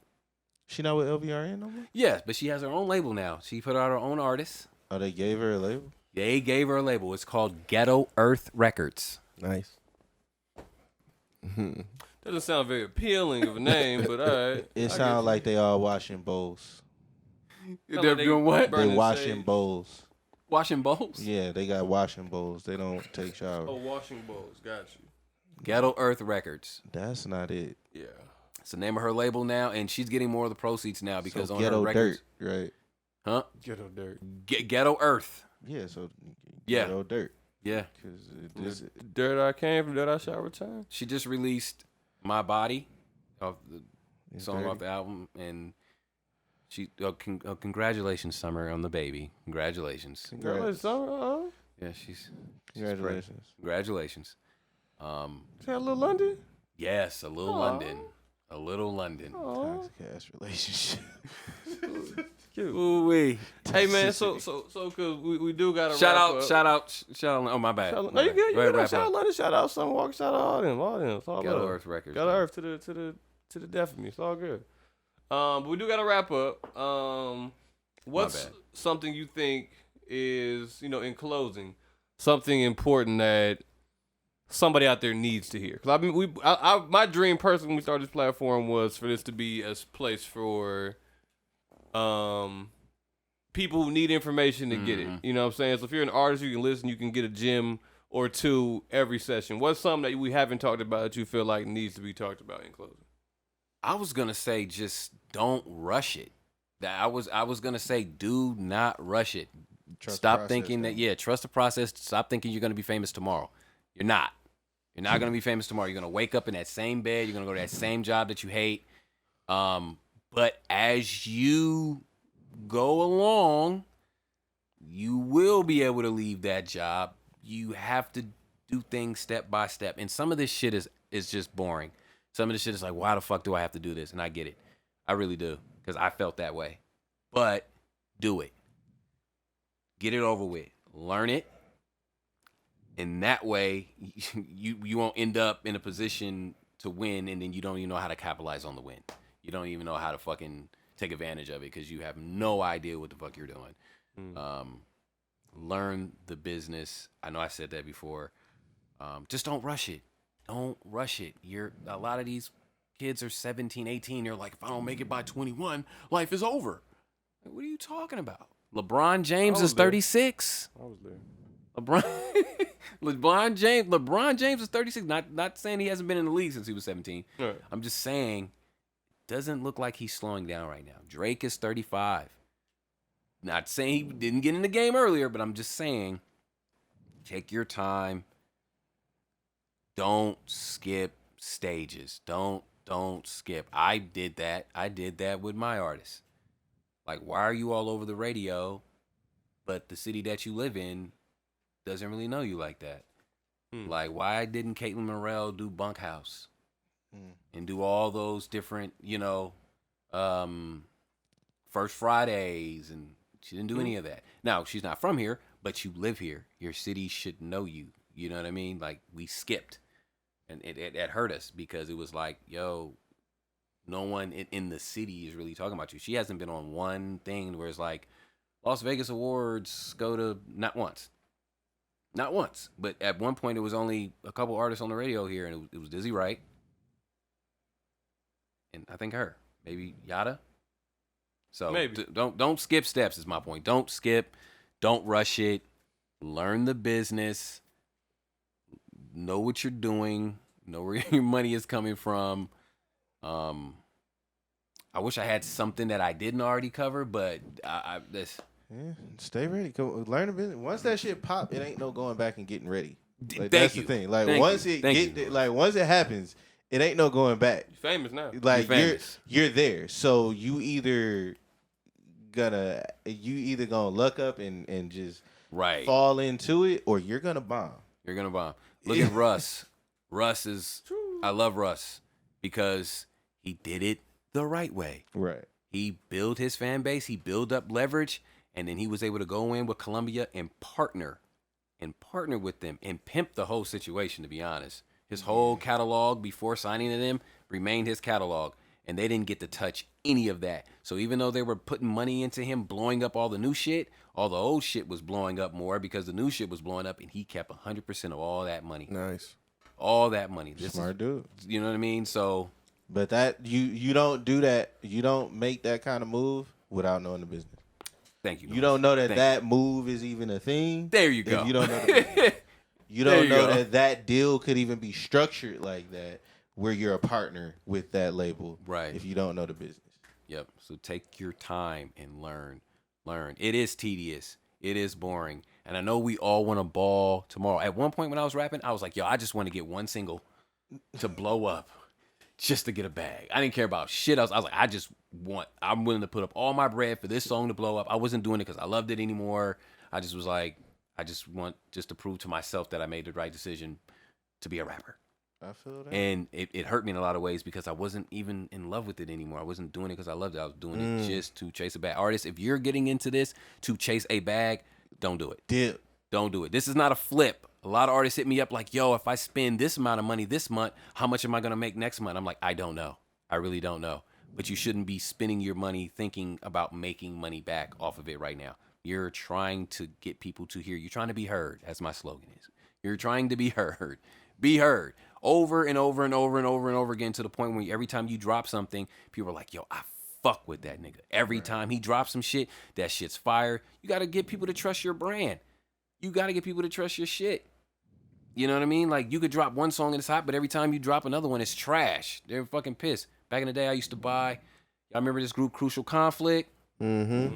I bought their fucking album, had like 18 songs on that bitch. Only like 2 songs. I was pissed. Shout out to them. Sorry. I was pissed. Do or Die had like 5. But build trust with your fans. You know what I'm saying? Let them build. And the power now is they can build with you. They can grow with you. They can grow with you. You could talk to them on the gram and be like, is this trash? Y'all feeling this? Y'all fucking with this? Yeah. And they can grow with you. Like, I remember when he was ass. But now He's something. he's something, and the music sounds good. So don't rush it and learn the business. There we go, man. That would be it. Oh shit. Shit, give me your IG and everything. I know it's not about Oh, the yeah. gram, but give them how they can get in contact with you. IG sign up for the is classes. Ace Meal Ticket. ASEMILLTICKET. That was my rap name. I think I need to change it. Allen motherfucking Stewart. Yeah, I'm Allen. I'm Allen A. Stewart. You also can follow W.A.M Promotions, W.A.M Promotions at Gmail. And then wham.com. Oh, excuse me, Wham Promotions. Excuse me, Wham Promotions. WhamPromotions.com. WAM Promotions. Y'all dropped the bag and just get wham.com. Like shit, all the My bad, domains WhamPromotions.com. That's where you're gonna find all your promotional services for streaming, for your video, for FM radio, and distribution as well. Okay. Lit. Just call me Spence. Yes, Lord. Beats by noise. Spence got work in the morning. Spence was ready about 45 minutes. My bad. Nah, it's all good. I was literally like, please, Ace, don't talk too much. Please, It's Ace, all don't good, talk too man. much. You good. Nah, it's all Because I good. can just go.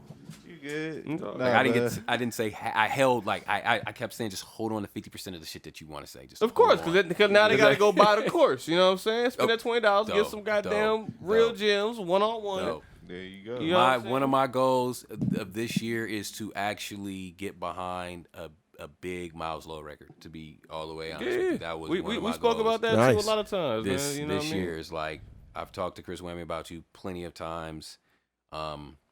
It's funny that you mentioned Ludacris because I see you kind of taking that spot. I see you taking that lane. Do? Act a fool, man. All right, y'all. All right, y'all, man. Beats by Noise on all social media. BeatsByNoise.com if you need them beats and shit, because I'm the hardest nigga out here. Fuck what you thought. Beats are hard. Fuck this shit. At Miles Low Music on all social medias and websites and platforms, dating platforms. It's Miles Low on PlayStation You're actually Network. single now? I'm hella single. I've been single for a Hey, minute. I'm hella single. I've been hella single, bro. Like Oh, wow. even last time y'all saw a girl, I was single, bro. Like even when we saw her, you were single. yeah, it's like y'all like, oh, do you want me to give her a ride? I'm like, I don't care. If y'all want to, maybe. But I see her saw at the his what I store. thought was like wifey. She was near my crib, and I saw her walking. I was like, Yeah, yo, she that's, was the I was main like, chick I was for a like, that's minute. Yeah, Lowe's yeah, girl. yeah. I was like, I think I should give her a ride. Like, that's Lowe's girl.